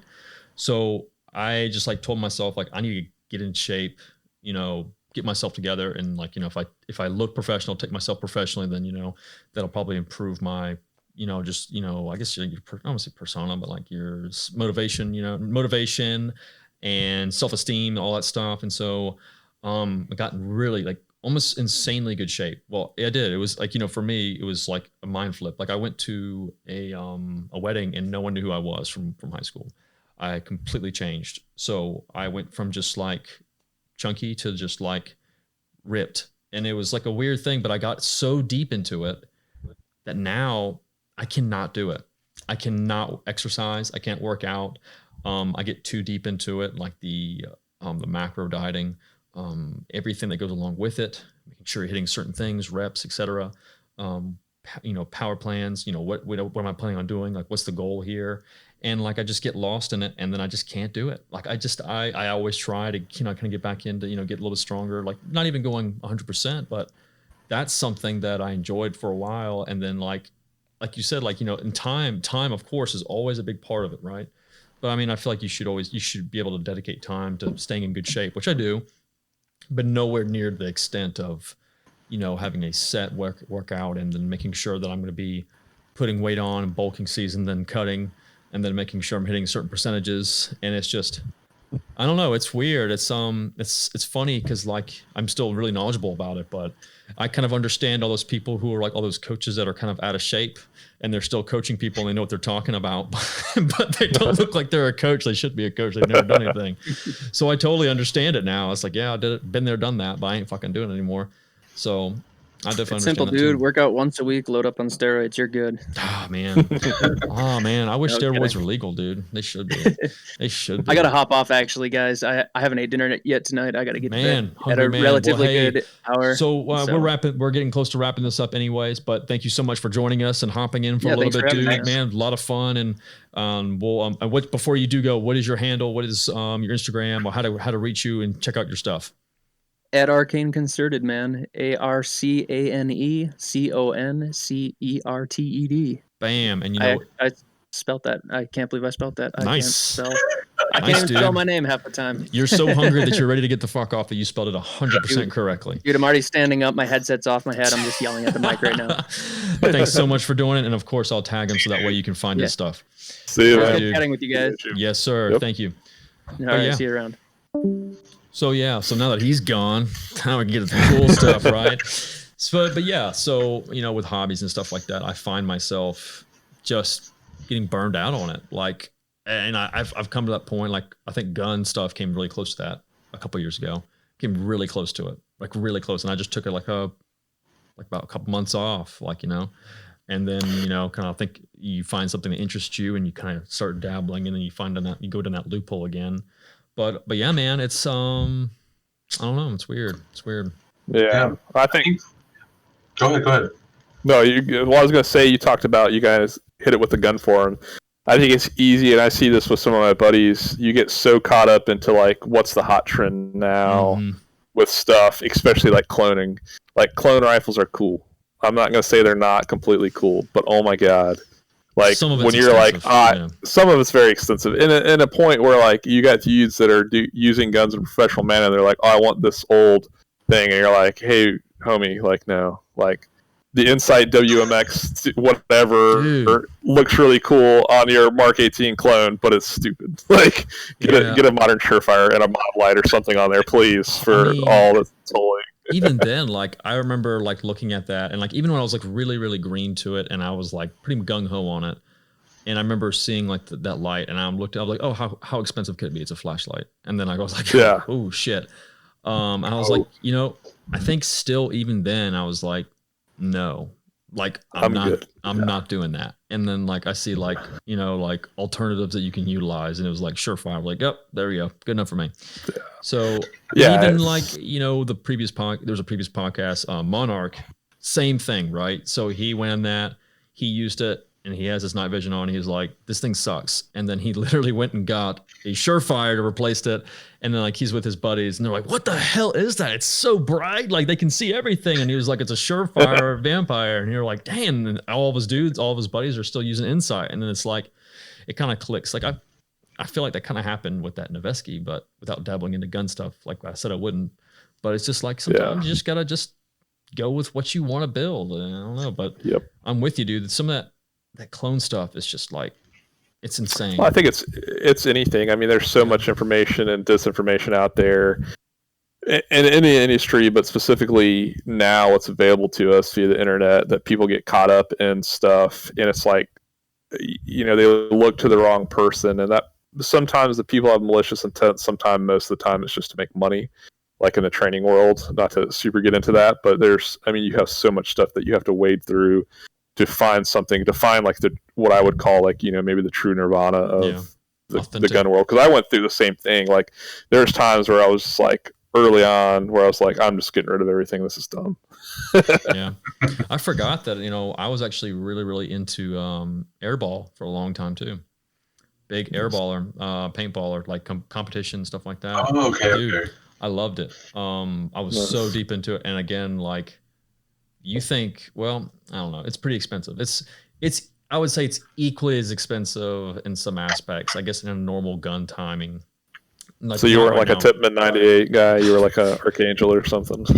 So yeah, or whatever they're called. Yeah, like, so this funny that you said, it's like the age of Archangel was like 5 years past. Like that wasn't even a thing. Like people didn't even use those. So like DM, like for me it was like DM11s, DM12s, DM13s, Ego, Planet Eclipse, Egos. Let's see here. What's the other one?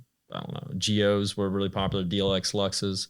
And then the funny thing is, it's so funny how that industry almost just right there with firearms and like the mindset, like the personality and like the way things are done, you know, it's just so it's just funny how you see a lot of parallels between the two.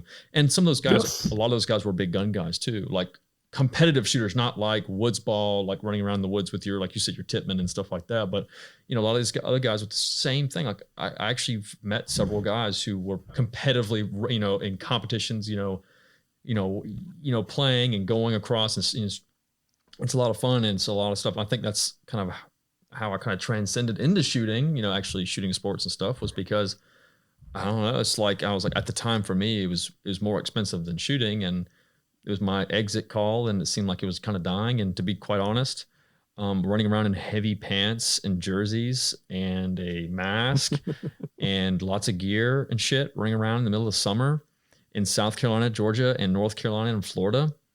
It's fucking awful. It's terrible. It's terrible. Ass. It is ass. Like, and it's just like, I was fat and I still like didn't lose any weight, but I was fast though. I was quick.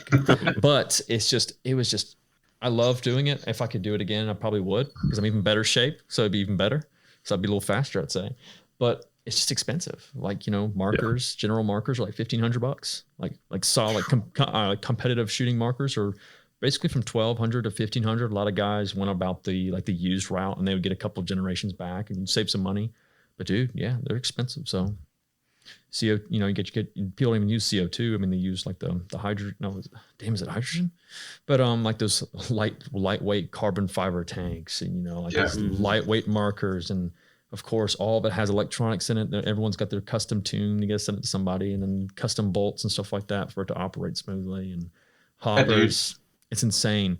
Every hobby, I would say every hobby has that though, right? Like photography, you got the dudes that shoot Leica, right? Those dudes pay $25,000 for a camera. You know, insane. You got the historic ones that shoot old. Yep. I mean, film cameras and stuff. Yeah. So I don't know. If I had any like dad advice, right, it'd just be like, enrich your life with a few different things. Doesn't have to be a ton of different things, but goes back to my initial point, like too much of one good thing or too much of one thing never ends up good, right? Like I can tell you firsthand experience. I played baseball for 13 some years, 14 years. Dream was like professional, but burned out, dude. Burned out. So, yeah, it's funny kind of how that happens too, even when you have devoted so much time to it too. Isn't that like almost a breaking point for people too? It's like, I think sometimes it makes it miserable. Like you come to this point where like, I've dedicated this much time so much already that I feel like I have to continue dedicating time, and like you're just making yourself do it, whether you want to or not. I think that also happens. I mean, at some point you got to let the dream go, right? Yeah, or be realistic, you know. Absolutely. Absolutely. I'm trying to think if there's any other, like I said, I feel like I've gotten into like several different hobbies with the aspect of trying to become the best at it as possible. And I think that also will burn you out. Like Cheese said, just enjoying it, enriching instead of sometimes if you push it to the limit to where you're like, if I'm not 100% or perfected it, then I'm not having a good time. And I think that ruins it. That's happened to me a lot, actually. Like, that's done a number on some stuff and it's just like, nope, don't want to do it anymore. I can't do it. Can't finish it. I keep giving or the frustration gets to you. Yeah. I guess I would say, right, like if you're good at something though, right, like then be good at it, right? Like just crush it. But don't let yourself get super deep into it, right? Like keep your life balanced. Yeah, you need to set your own goals. Don't let other people's goals be yours. You need to personalize them. Yeah. What's your reality? Yeah. I think you're 100% right. And I hate to like resort back. And I think that kind of comes back to the question about influence, right?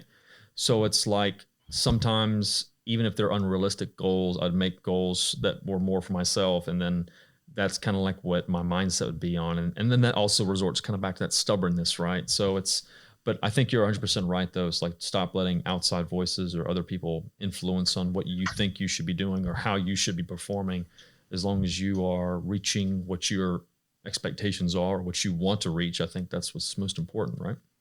Yep. 100%. That's right, dude. Buy that PSA. Do it. Man, I need to start writing a book and start writing these little life mottos down. Then I'm gonna start why am I doing a podcast? Well, I could just do shit like that, like little Hallmark cards, like stuff like that. Hire me, sponsor me, do something. Well, I will say, I know we're getting kind of close on time, but I think one thing I really want to talk about was beer, right? Are we all? Did everyone drink beer here? Like, I know Cheese is a craft beer drinker like me. He drinks like unique beer, but we're not like just slamming beers, bro, kind of thing. We're just kind of like enjoying the beer 3 a week.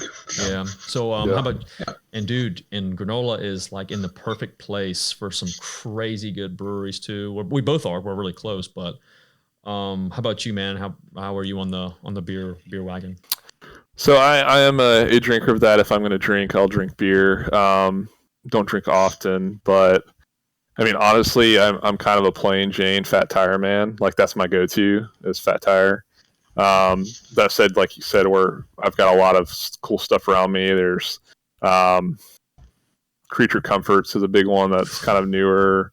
That's huge. I did the more like select craft stuff back in the day, like Taco Mac, the whole beer passport club and stuff like that. So, but I'm definitely more of a German style and more like an amber and wheat person. I'm not a fan of IPAs anymore. I used to drink them more heavily, but just not a fan of IPAs. It's also a big German and all that time is like wit beers and sours and stuff. You a big sour? Do you drink sours?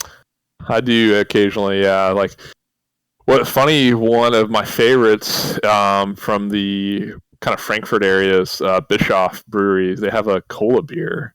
It is freaking delicious.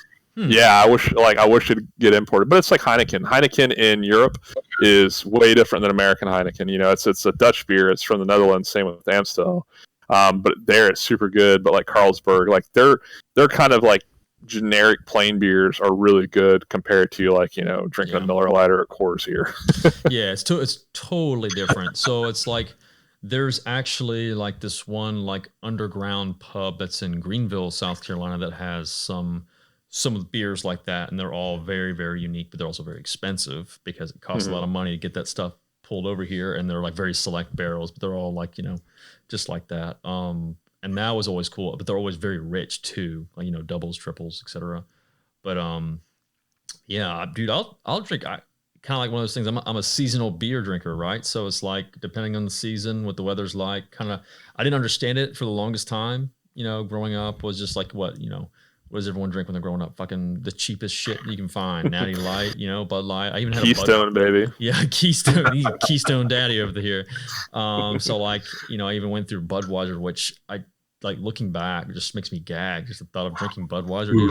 I can't drink Budweiser. Like just that's Keystone, dude. 30 Stones for 11 bones, baby. Dude, like, college dreams right there. Yeah, I mean that's what it is. So like, you know, I think stuff like that like kind of killed beer for me for like quite some time, and then like I kind of slowly dabbled back in, like started with wheat beers, and then from there, you know, kind of like some pale ales, and then, you know, all of a sudden now I'm just like full blown IPAs and sours. Like I feel like that's all I drink now.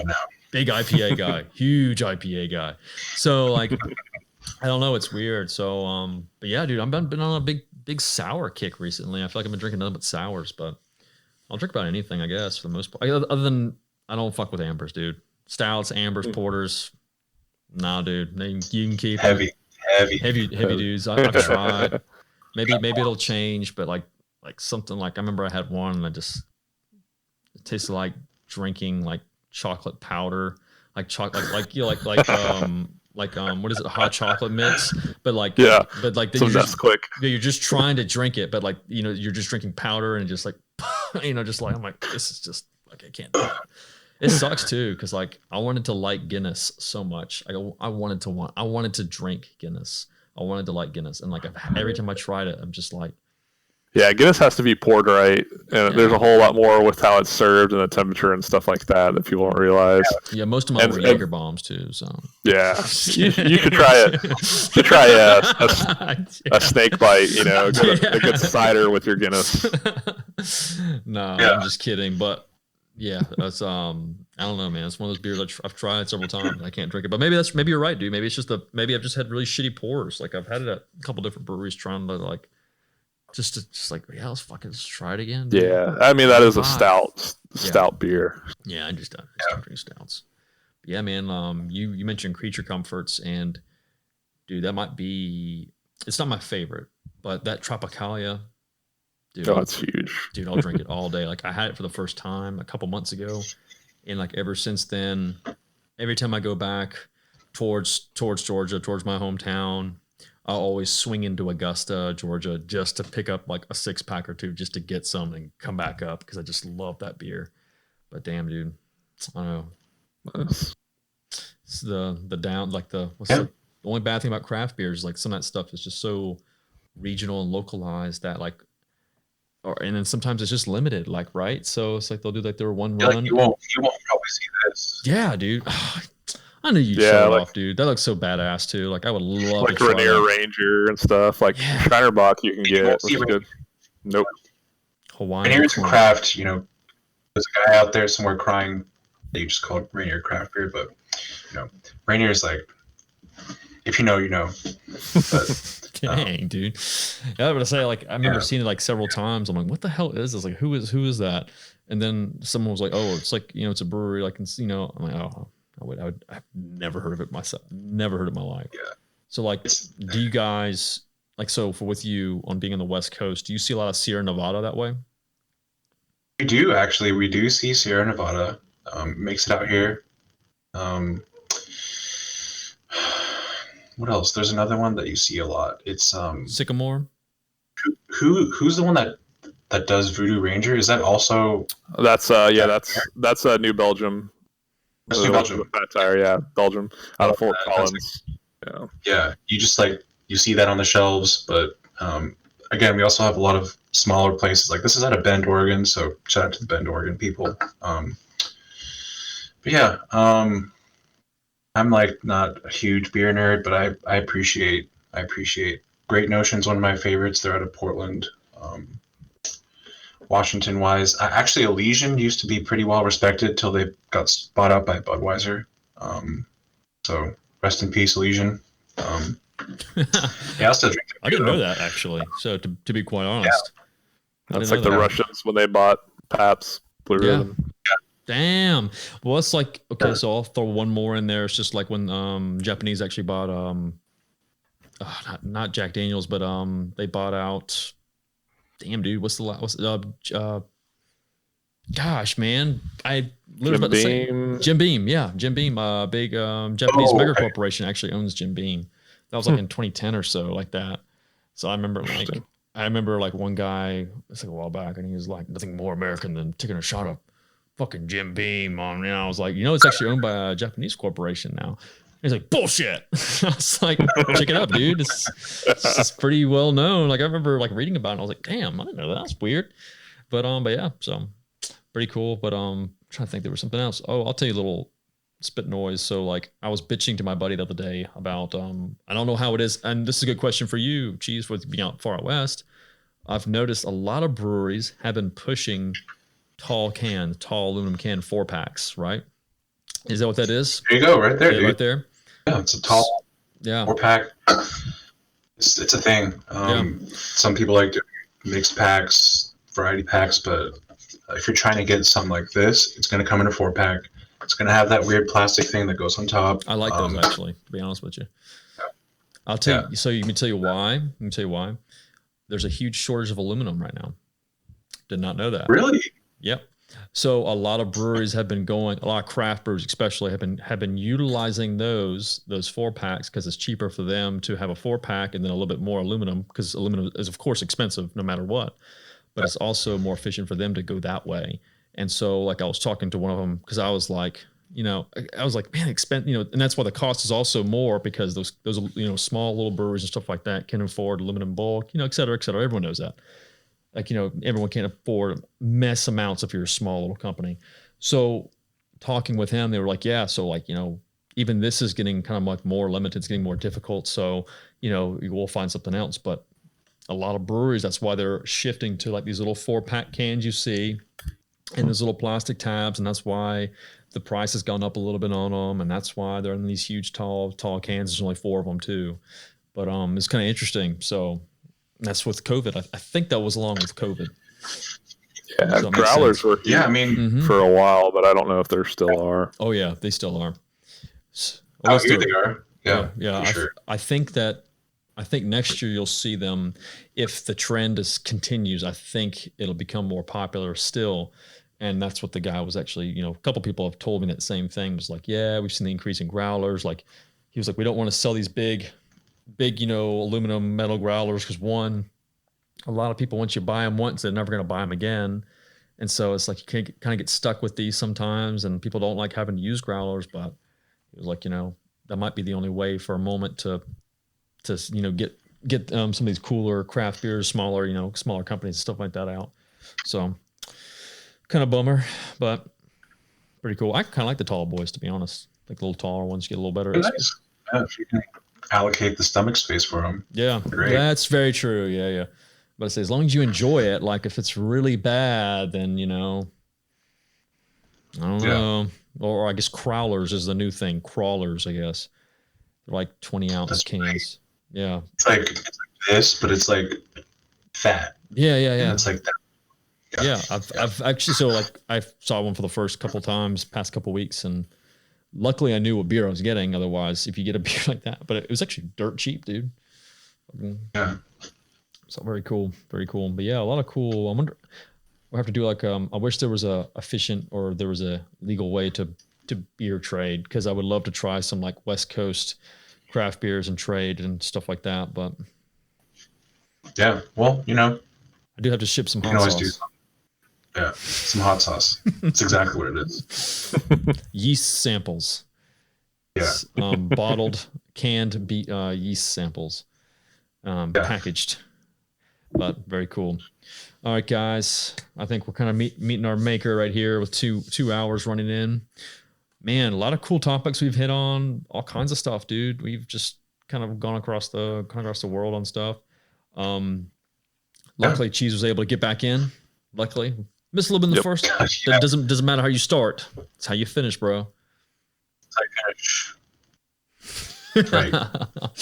Very cool. So, of course, one thing I want to emphasize is how to reach these guys, how to follow them, how to check them out, how to cool their cool content. Of course, these guys are both photographers, so obviously they have cool content on their page. Of course.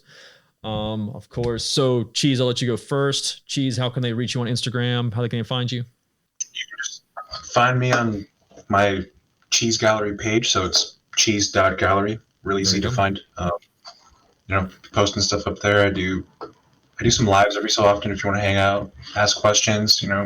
It's fun interacting with people. So I agree. Find me there. If you want to look at like my landscape stuff, it's my actual name. So my last name is Yo, Y-E-O, and then Ethan, E-T-H-A-N. That's my handle. Probably won't give you some love back, but if you want to follow me there, feel free. You can creep my stuff. Creep. Yeah. Just shoot me a message if you ever have any questions, and I try to be as, I try to offer my time as much as I can. As long as they don't waste it, right? And Granola, how can they reach you, my man? So I'm on Instagram, obviously. It's just at Granola Gunslinger. There's an underscore between them for whatever reason, so it's at Granola _Gunslinger. Awesome. My page is public. Obviously, keep as much privacy as I can, but I'm down to share stuff and talk to anybody and talk about a gamut of topics. Sometimes I'm slow to respond because I'm busy, and you'll see like dumps of photos and stories, and then it's like quiet for like a week. Nature of the job. Yep, nature of the job. So, but yeah, that's the main place to find me. I have like the Facebook page and stuff like that for it, but I'm on Instagram way more, and that's an easier place to reach out. So awesome. And of course, I'll have them both tagged in a post, and we'll have that all compiled together. So don't worry. If you're like me, you hear it, you can't compile it, there'll be a post, and you'll be able to find them, tag them. And of course, they're both always somewhere on my story or somewhere on the tag. BDE, you feel me? Boys, big BDE boys. We're right here, sons. So again, thank you so much, everyone, for joining. Thanks, guys, for jumping on. This is a lot of fun. Can't wait to go live, of course. And of course, this is actually before Christmas, but it won't be posted till after Christmas. Have a Merry Christmas, Happy Holidays, New Year's if I'm not here before you. But again, thanks again, and we're out. Later. Peace.